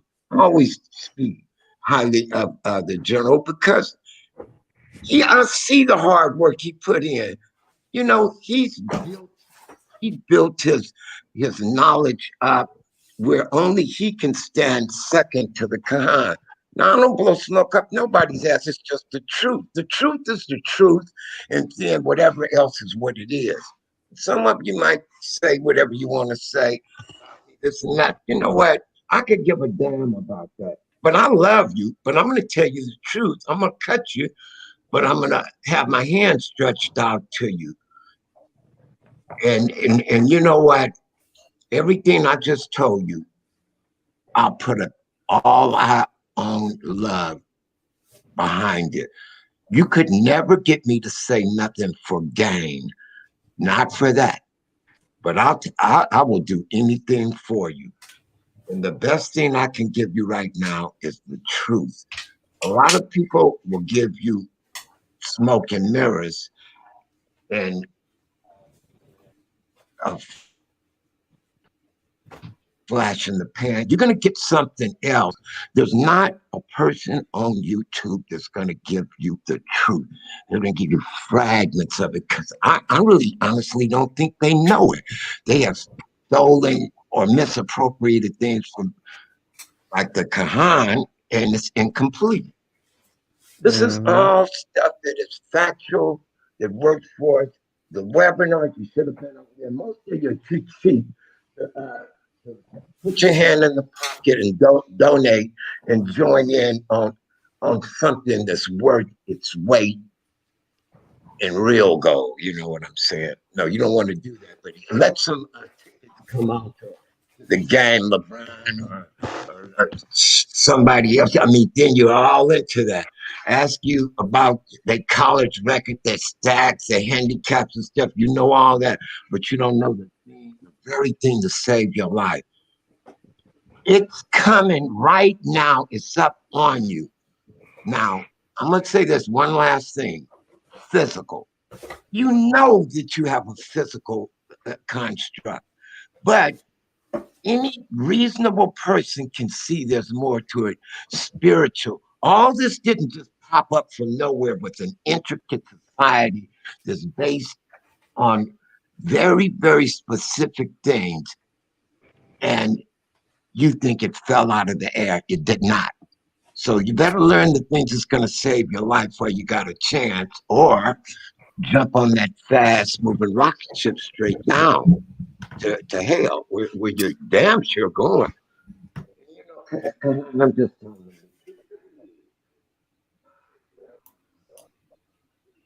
Go on. Everybody here knows real. Now, each one of you that's under the sound of our voice are here for a reason. It's your chance. And most of you will let it slip right through your hands, just like running water. And there's going to be some of you that's you're gonna hold every drop that you get, and it's gonna be precious to you. The more you're gonna embrace it and get every bit of it. Want to do over here, and you will be able to be the man or woman that you really want to be. And you sisters, stay off the damn corner twerking and stuff, and learn something about what your true spirit is. You think when you're an old lady, 70 or something, you're going to still have that same mindset? No, you're going to wish you had learned this.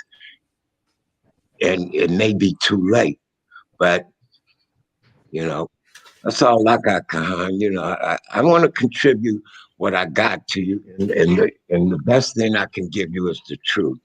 Come on. Yeah, it will be too late. Long before they're 70. That's the truth, Kahan. You know it is.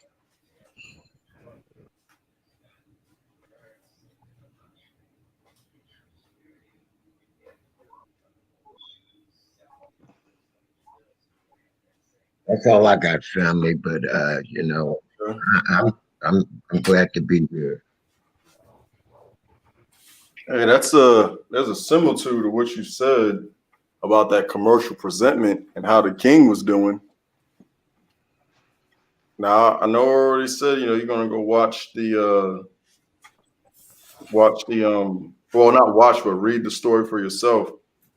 But you had some of the king's servants that went into the wilderness to try to win the people over, and said that, you know, if you basically forsake, you know, the Most High, you know, you'll live. And they chose to die. That was 1,000 of them. Died for to follow the law.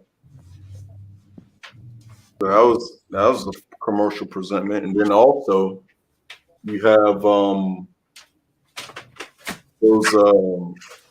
those statutes and stuff that they put in place, try to get us to go against the Most High, and the priest, he said no. So when you say no in this day, not only do you need to know how to say no, but you got to be ready to die for it. You got to be ready, because you will be tested. Con. Well, thank you. Just follow some paperwork, and things are going to go the way that you want them to go. You will be tested, and when the rubber meets the road, when you have to get physical, you got to be able to do that. And if not, your mind got to be ready to accept what's coming forward, what's coming next. And Yahweh Shah was getting ready to be put on the stake. he was when he was praying. It was like the sweat was like blood. Right. Yeah. That's the process of getting your mind right. You know, I've never. I mean, I've never um, ever ever said anything on this platform or to anyone personally that any part of this is going to be easy, but the reward is much greater. Here, now, and thereafter. Based on what's written, thereafter. But here and now, based on my personal experience and what is written. Yep.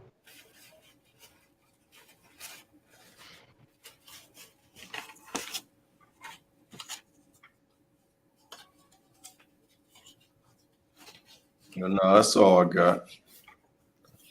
She got Mortal Warrior. Khan, this is a great lesson. I always enjoy tuning in because I feel like most of the world is trying to teach this from a general audience rating, G for everyone, you know. And then you read Maccabees or the Apocrypha, which is taken out of most Bibles, and it's just like death, hoes, people misbehaving, this and that. Like get right, you know. I talk with my parents often about stuff like that, and sometimes I ask them, so you think just Yahweh or Jesus was a nice person? You think he was just sweet to everyone? Telling them that he was kicking people out of the congregations for doing commerce in there, etc., and telling people they're gonna die and this and that. I feel like they just overlook all those things, and so they can be complacent and comfortable in their bondage, and they don't have to be accountable to wearing fringes, to actually saying Yahweh's name, and etc., etc. So it's wild. I'm like building up all the rebuttals, building up all the precepts to reply to them, in a nice way, or at least in a calm manner. And it is just wild because their eyes just kind of like, wow, they look at me like, what are you talking about? Like, what is all this, And for me, I'm just like, damn, that far removed, So, just got to stay in these scriptures, y'all. Don't get discouraged. Endure to the end, because if Yahweh's in your corner, how you gonna lose? Come on. Roscoe, you got anything else? Benaiah, you got anything? Malachi, you got anything else? Uh,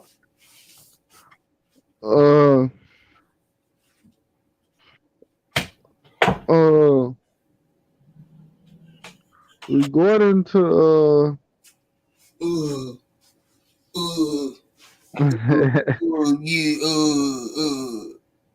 no, yeah, Hold we on. going into what Hold we on. going into what Marty Marr said about dealing with presumption and everything. Like everybody has a choice about what they want to do. It's either you're gonna be on the right side or the wrong side. And you have to overstand. You have to understand to overstand. On what side you're gonna be on. It's either you're gonna be on the right side or you're gonna be on the wrong side. And what you don't know, what you don't know will hurt you. So, that's why we have to be very observative, attentive when it comes to listening and everything like that. Because we're just living in, uncertain times. And the only way that you're gonna be led right is through your Mashiach. There's nobody else, And when your Mashiach comes into play, everything around you just falls into place. It's not like you have to worry about it, or or just it's basically like you walking with faith. It ain't really like too much you worried about. You just going along with what needs to be done for us scriptures. Preparing yourself the right way, mentally, physically, emotionally, and having your pieces intact, because Like I said, we're heading up on deceptive times. Like all war is based on deception. So like, we living in a time where it's deception. Because how many people know that they're being placed as surety in a commercial warfare, where it's based off sea law. So it's like, you know, these times that we living in is based off deception, and we have to be attentive, and we have to be listening, and we have to be absorbers, absorbers of everything, like a sponge, because these people have us so far behind, that it's like we in a sandbox. We don't even know. But the sad part is, it's crazy that you don't know if you in a sandbox. Because if you know you in a sandbox, then you know it's a way out. But most people don't even have a idea or a clue. So it's like, what do you store with them? Where do you go with them? I mean, which that ain't for me or nobody else to, you know, find out. That they got to figure that out themselves. The Most High, they got to get connected within the Most High. But unfortunately, they desensitized by TV, the church, just going out, being out, wherever they go to, like different boards or clubs or wherever, wherever they going, they desensitized, because 9 times out of 10, you know, you meeting a 2/3, nine everywhere you go. Most people don't know what's going on. They just think it's about Joe Biden and Donald Trump, stuff like that. But it's bigger than that. They just think it's about their job and them going to work every day, waking up, living their life on repeat. Because they really not even living, if you ask me. So it's like you basically living your life on repeat, serving the duty of the corporation, because you're not serving the duty of the Most High. You're serving the duty of the corporation, which I mean, most people they like it, so most people that's where they comfortable at. But me, for it's me, I'm not comfortable right there, so I can't allow myself to sit right there. Eventually I am going to, graduate and float on, but you know, for most people, they might just be stuck right there for life, or or just get led on wrong to a gateway of hell. I'm not gonna lie, because like I said, what you don't know, you know, will hurt you. And right now, what they're doing to us, they're desensitizing you, indirectly. So it's like most people, with the feminists going on and the Marxism and socialism, all that Marxism and feminism, all this playing into play. And you got most men nowadays, that think like, I heard Tyler Doc using that word corner. That's how most people think. They're corner. They don't really think like that. And then with sometimes as a 1/3, you been around them, it kind of can tear off on you. It can wear off on you if you be around them enough. You know, that's why you have to really separate yourself. But if you the 1/3 and you got this information, you got, first is the spiritual information, but then you got the matrix information, because it's a double-edged sword. It's the spiritual part and it's the matrix part, which it all plays a part of the same thing in one, because the red pill never stops. The Most High knowledge and wisdom. I mean, it's the shining serpent of life. It's the whole thing. It's the ruach. So it's like, you know, most people don't really understand how significantly it's important, what I'm saying, that they know that, because what's going on now, these people are slowly making their way in to make mandatory everything, putting an executive order on everything. So it's like, it's either you're gonna be set up spiritually or you're gonna be set up through the way of the world, and you will be lost choosing the way of the world. So everybody has a decision to make. Everybody. Eric. So, what do you think? It's the first time you coming on the panel.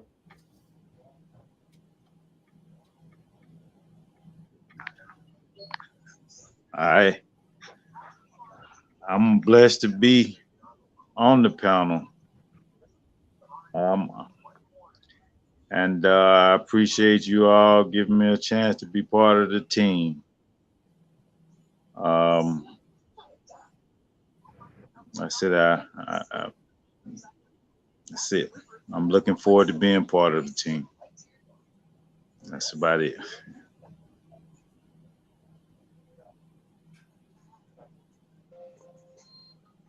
We just gotta stay in these scriptures and these precepts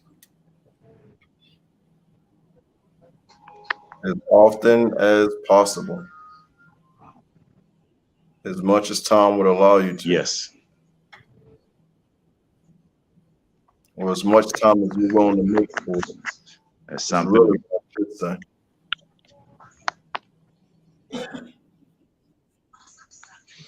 That's something I'm gonna have to get used to doing.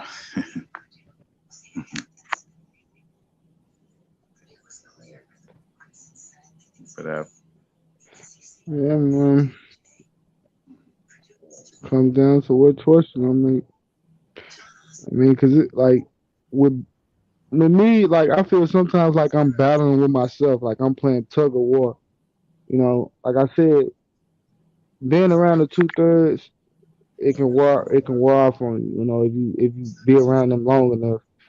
So it's like with me, I have a higher me and I have a lower me because I'm not like I ain't gonna lie, I'm not gonna sit here and act like I'm just some perfect guy because I'm not. You know, I'm not the most perfect. I'm a work in progress, but you know, me seeing it, you know, I see like that if I truly go to the highest peak, which is probably never highest peak that I can go.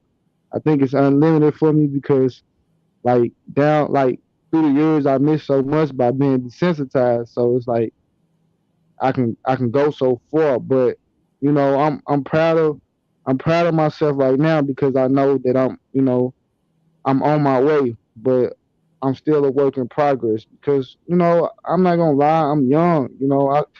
I'm only 25 years old. I still lust. You know, I still, I have a couple of friends, or whatnot that's not in the truth like me. And you got some that's in the truth. They know the truth, but in the way they still doing what they do. They still active and stuff like that. But you know, um, I'm staying away from that type of life. But you have to like really be careful because stuff will lead you indirectly without you even saying it. You know what I'm saying? So it's like you have to be careful and just keep yourself well rounded. And Come on. be careful who you bring around you and everything like that. Staying on that steady path. Because you know I'm still human. You know what I'm saying? But in a way, I'm trying to separate my fleshly ways. You know what I'm saying? Because I know I got greater to go. Within my higher self, I got way more to go. So it's like I'm still I'm still that work in progress. And I'm trying to get rid of all my bad ways, and I'm slowly doing. I'm putting everything away, but I'm still a work in progress too. And I believe the Most High truly He's gonna lift all those barriers off of me. As I go down the road. I mean, I could truly feel it. Con, young brother. Con. Hey, I'm raising them up high to you, young brother. You well on your way. Look, hey,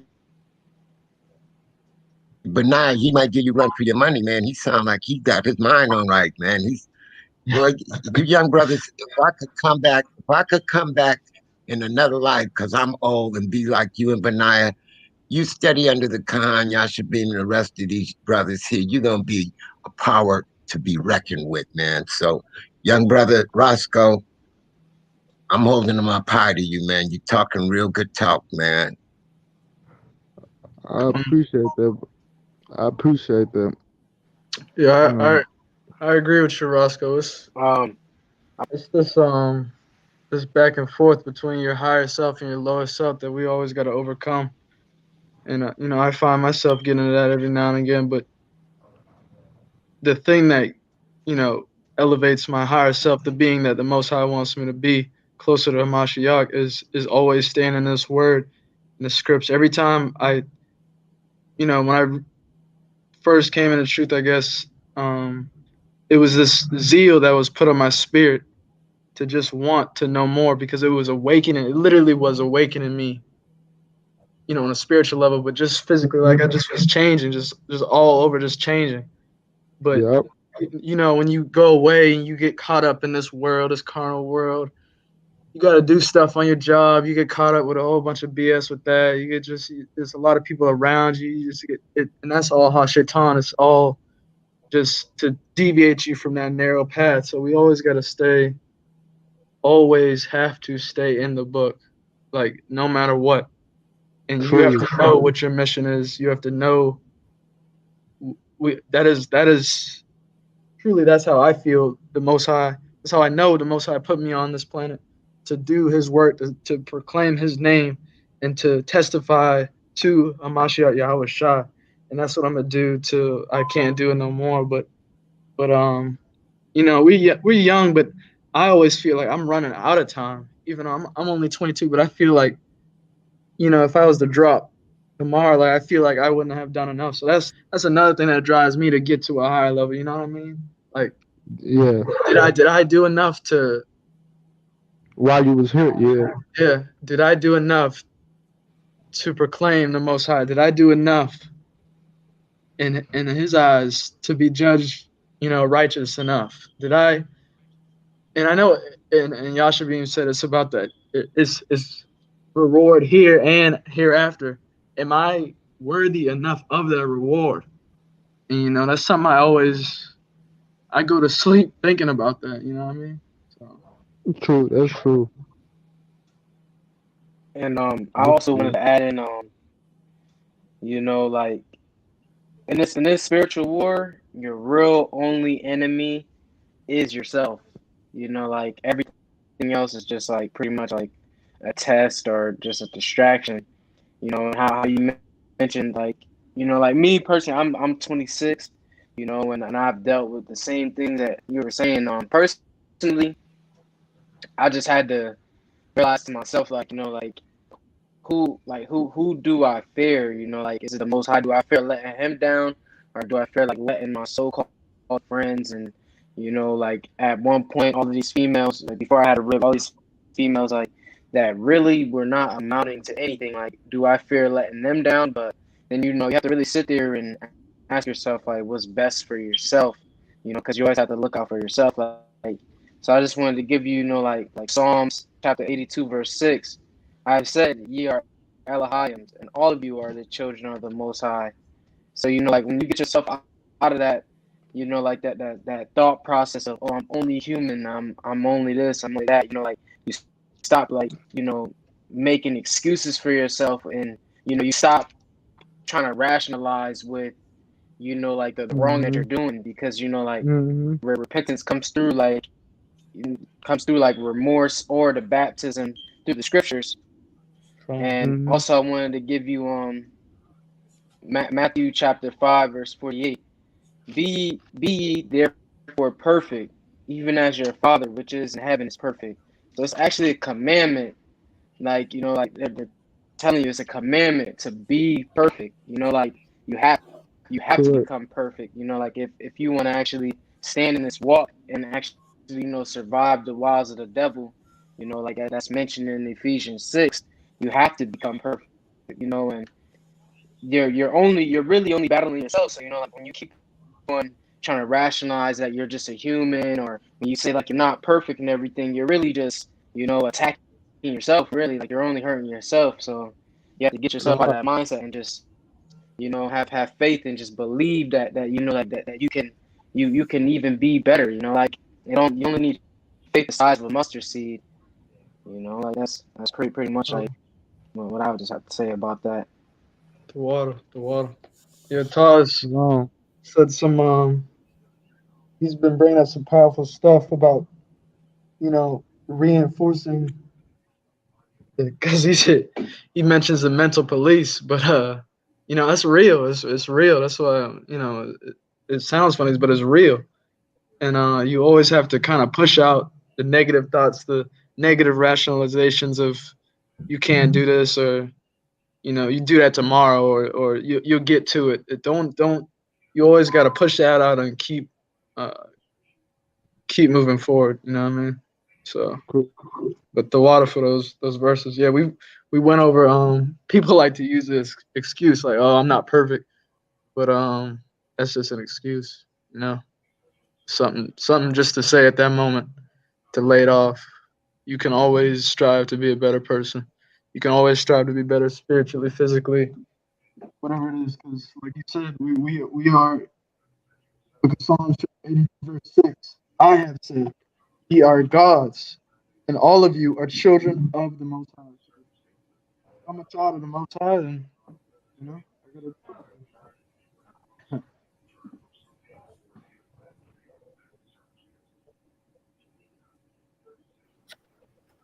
Well, that is good. Anybody else? Well, if no one else has anything, I don't have anything. You know what? I don't think we heard from Ramo 7SM.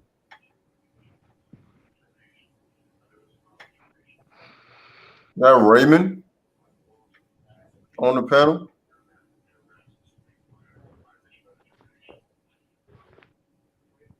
Ramo 7SM, what you got? All praises to the Most High. Man, I tell you, just listening to these fellows, I'm filled up, overwhelmed, especially these young brothers. Yahweh is truly doing a work in them, through them, and out of them. Just I had no idea that Benaiah was as young as he is, because he speaks with a great amount of maturity. So does Roscoe Church. He doesn't give himself as much benefit as he should. But there was three terms that came to my mind as all of these things were going forth. And I think I heard someone say something concerning being deceived or deception. There was three words that came to mind: was deception, perception, and perspective. That we are always, there's always an attempt to deceive us that we might be controlled. This is how we always talk about that matrix. I can never get off of that subject, because when I became aware of what was being perpetrated against me and man, and I watched that movie, and it put things in its proper perspective. But the thing about it is, like I said, there's always the attempt being made by Hasatan to deceive us. That was what he did from the very beginning, to deceive. But then I thank Yahweh for Kahan Tazadah. Man, you're just beyond words. Appreciate you. Appreciate you, brother. I tell you, even at the the stage that I am, because I'm not even going to go into mentioning my age. I listened to Marty Marr, and we are from the old school. But I thank Yahweh for just an opportunity that even at the stage that I am, to give me an opportunity to know the truth, that I might be made free. I think I expressed this on one of the webinars of how it is that we have had generations upon generations to go forth and never come into the knowledge of the truth. They live and they die trapped in a system that they know not of. Mm. But as I said, I thank Yahweh that I would have the opportunity to at least see it for what it is and make a desperate attempt, even at this late stage, to be made free. Now, as I said, those three words, deception, perception, and perspective. We're being deceived because there's an attempt to alter our perception of things, that we might not see it in its proper perspective. Yeah. But again, Yahweh has sent one that we might be edified, and He's using him mightily. So I just, again, I'm just at awe, even at this point, with what is being revealed, how the covers is being peeled back, and we're able to see things in its proper perspective. So keep on keeping on. My prayers, Kahan, is truly, truly going up for you. And I do understand how it is that you're putting yourself on the chopping block, that we might attain to our full potential. And I will be making that donation for those videos for the last webinar. I'll probably be doing that on Monday. You know, I'm not there yet. You know, I'm still kind of a working man. I work for myself, but I have to put things together the way that I put things together. But I'm not going to throw in the towel. I'm looking to get to where I need to be, and that is that freedom that comes through all of these teachings and webinars and so forth. I told you, Yashabim, that I had a drawing to your spirit, because when I first heard you speak, it was just something about your spirit that I was drawn to, and you was given the correct and proper name as the general. I take my hat off to all you guys. Dwayne, I take my hat off to you. Eric, I am not familiar with you, but welcome, welcome, welcome. And I just pray that I be counted worthy Yeah. for the things that is that is Eric, for us. Eric happens to be one of our newest and younger members. I think he might be the youngest besides he's a little bit younger than Benaiah. So yeah, Eric's probably the youngest right now. That's real funny.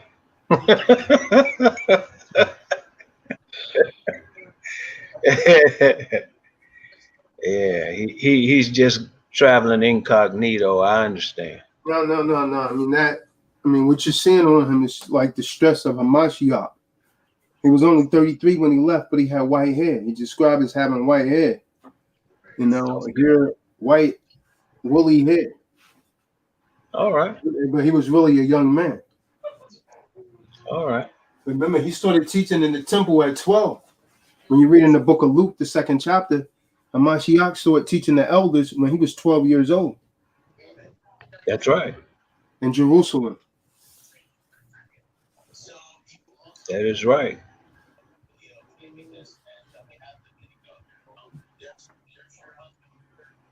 Yeah, there was somebody that touched on a scripture that came to my mind as well.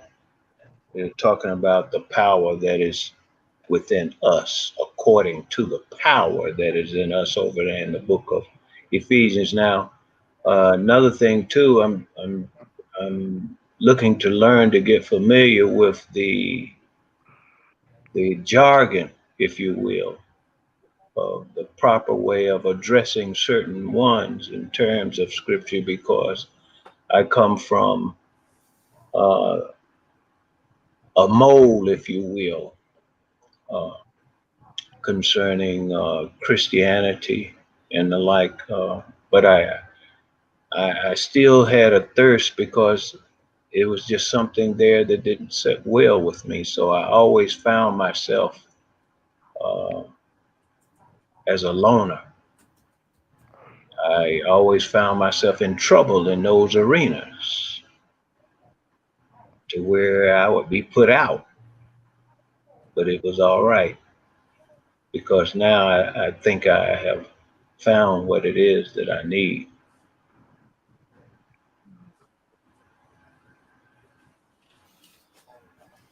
Yeah, we all gotta have our moment of truth, man. We all gotta face our moment of truth. Yeah. Yeah. But that scripture I was talking about was in Ephesians chapter 3. I think it was chapter 3, verse 20. And I would that somebody give it the proper reading, because I will read it just as it is there on the page, but I like to hear it in its proper context. Yashabim or Benaiah. But Benaiah's at the gym right now. He can't read that. Okay. Are you still there, Yashabim? I'm looking up the script. You said it. You said chapter 3. God. Benaiah. Benaiah. This is the real gym right here. We're gonna change his name to Beniter, because he's like a night owl. We call him Beniter, not Benaiah. But we still trying to figure out what he's chasing over there. You already know, man. Now that I found out how old he is, I know you're right.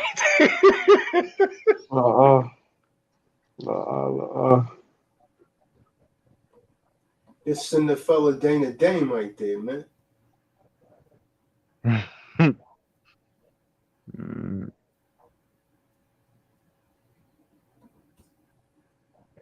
You said chapter 3, verse 5? Oh, chapter 3, verse 20. Where's Marty? Marty Sandor? Oh, you're right there. Yeah, I'm here, Kyle. All right. Book of Ephesians, chapter 3, verse 20.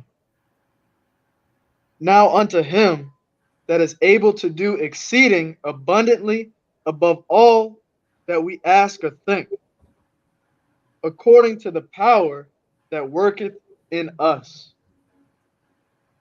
Go ahead and do 21 as well, please. Come on, verse 21. Unto him be glory in the church by Hamashiach Yahushua throughout all ages, world without end. Amen. Yeah. And that is what's up. I heard that young fellow, Roscoe, talking about the things that he war within himself. Yeah, there's Paul talked about that, talking about the war that goes on in our members. The spirit warring against the flesh. But yet, by the authority placed in Kahan Tazadak, he is teaching them to overcome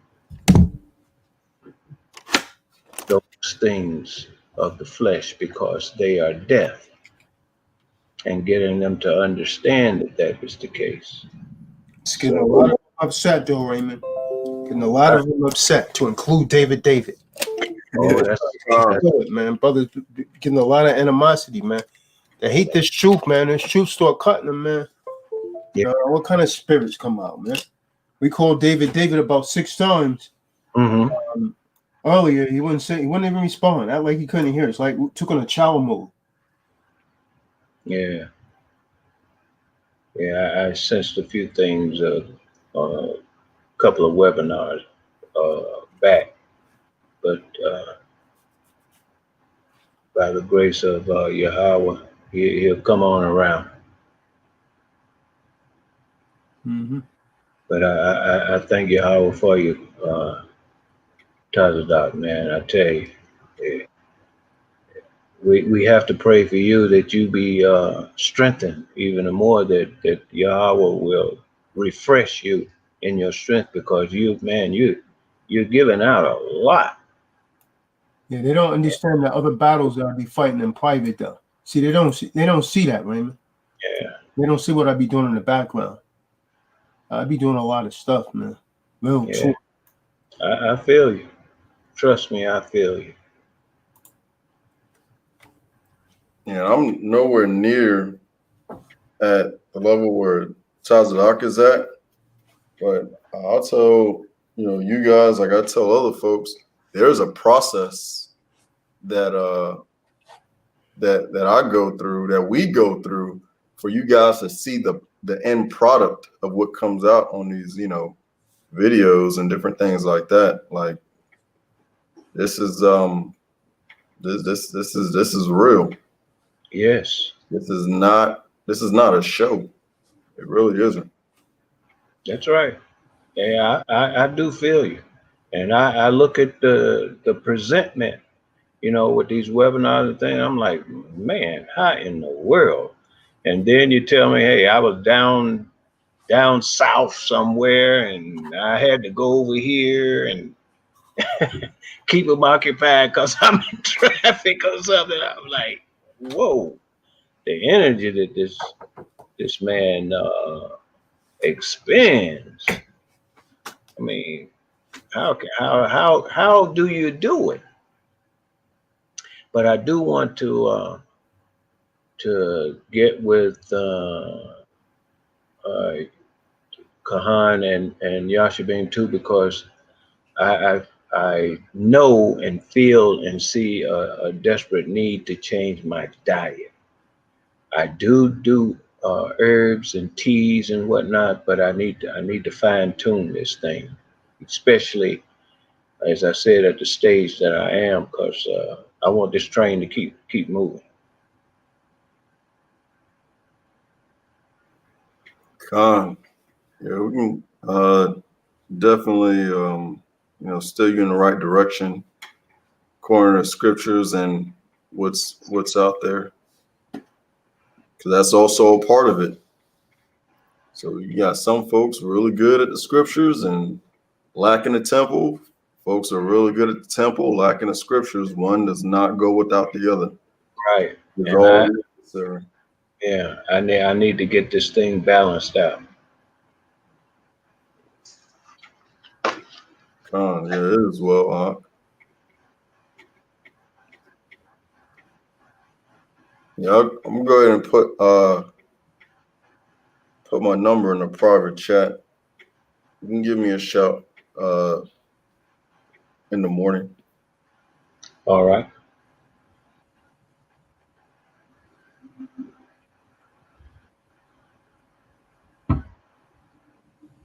Oh, wait a minute. I don't think. Okay. All right. I got that.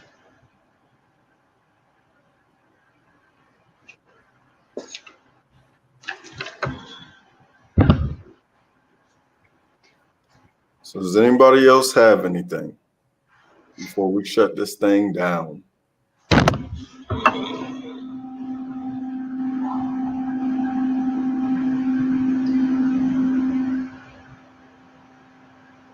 Yeah, Kahan too. I'm gonna do my process. I'm gonna just start from scratch on doing my process over again because, as I said to you, uh, with doing the webinars and all, I saw many of the errors uh, that I made. You know, when I tried to do that process about 6 years ago, there were so many errors that I made. So I'm gonna do that, and I'm gonna do the entire process over. And as I said, I'm gonna get all the funds and whatnot together, so I can get going with that.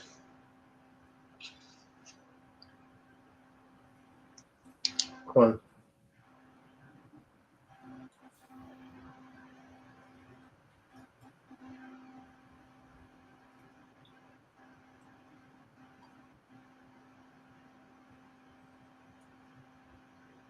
Well, family, I guess that's it.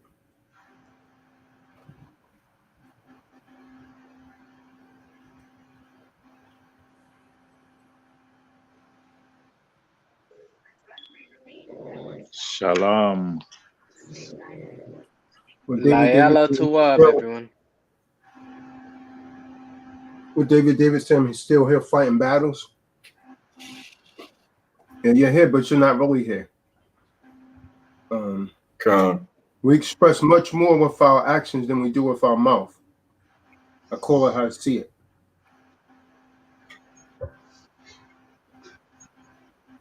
You kind of stumbled out when you was on Zoom.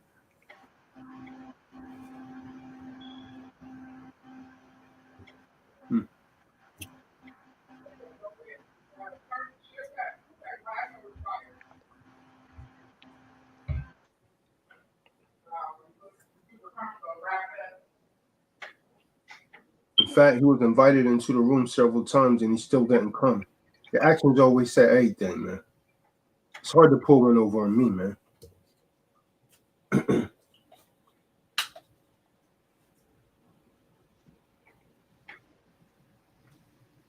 Sometimes by saying nothing, we speak volumes.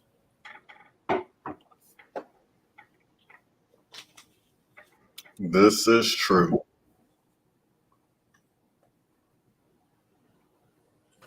But that's how deep the programming goes, man. And some people, oh, who you think he is talking to me like that? Sometimes we can't see ourselves what's best for us or that others can see.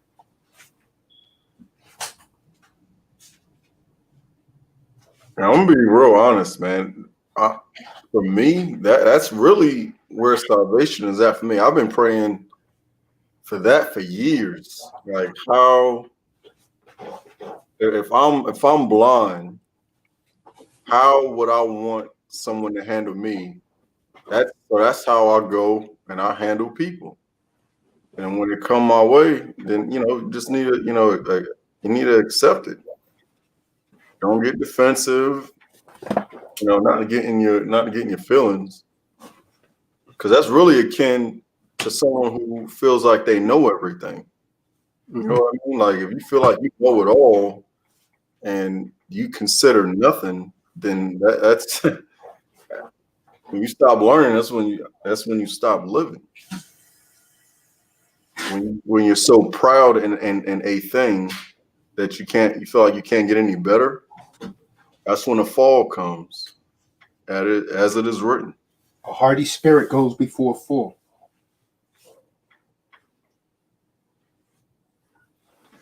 Yeah, man. We all are still learning, man. I'm always forever learning.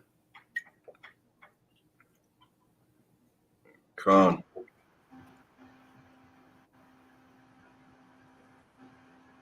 Oh yeah, Shabam, you're on East Coast, correct?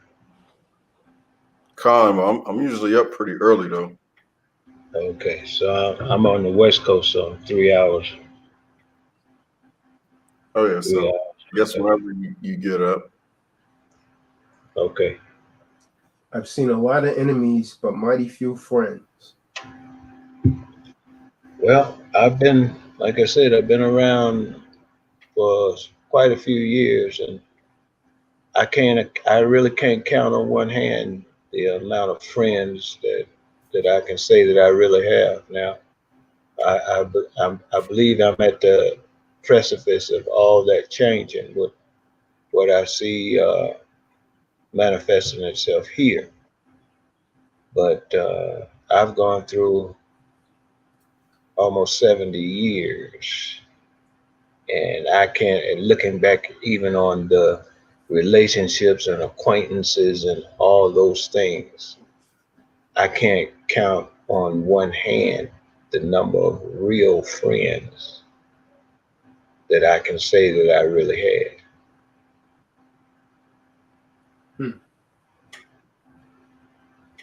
70 years, huh? It's a good amount of time to have a testimony like that. Yeah. So I don't feel so bad now. I'm telling you, I do not feel so bad because That's how they get you, Raymond. You see what I go through now, huh? So Oh yeah.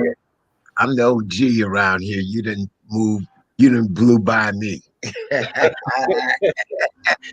Hey, but I still know that you got some pretty thick skin. Shoot, man. You have to, brother. Yeah.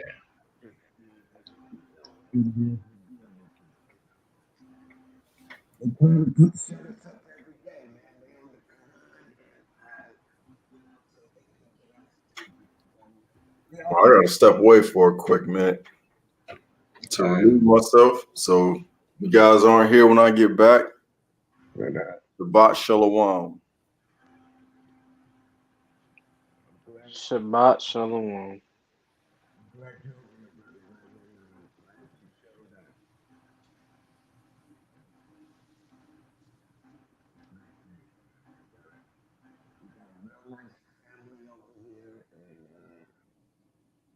It's good to be part of a family, you know.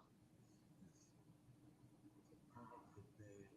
We got a very strong family relationship.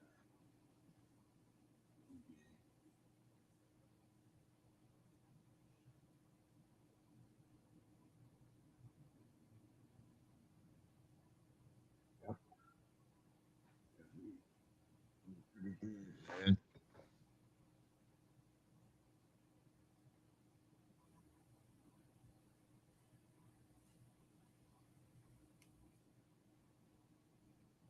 So, brothers, anybody got anything?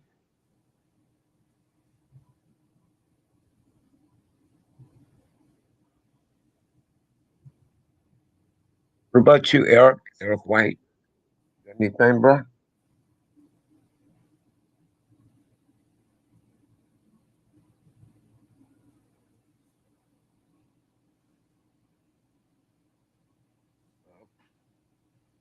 Everybody, I guess we all. This was pretty informative. So we learned something every time. Every day I learned something different, man. Every single day. And when the Kahan come out with new material, shit, I can't wait to grab up some of that, And I use it on these black robes. Like I said, I hit them up with some stuff today. It always works.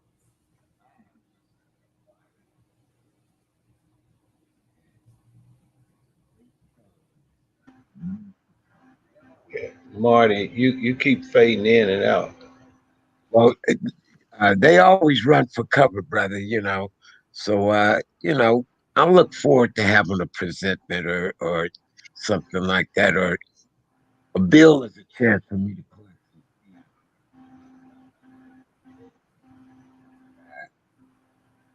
Yeah, man, it's nothing like it. Yeah. Nothing like it. All right. So I guess we're done here. The talking's come to a minimum. Guess we could shut it down, Musawo. Until tomorrow. So I'm gonna say Shabbat Shalom. Everyone be safe, man. Shabbat Shalom. Shabbat shalom.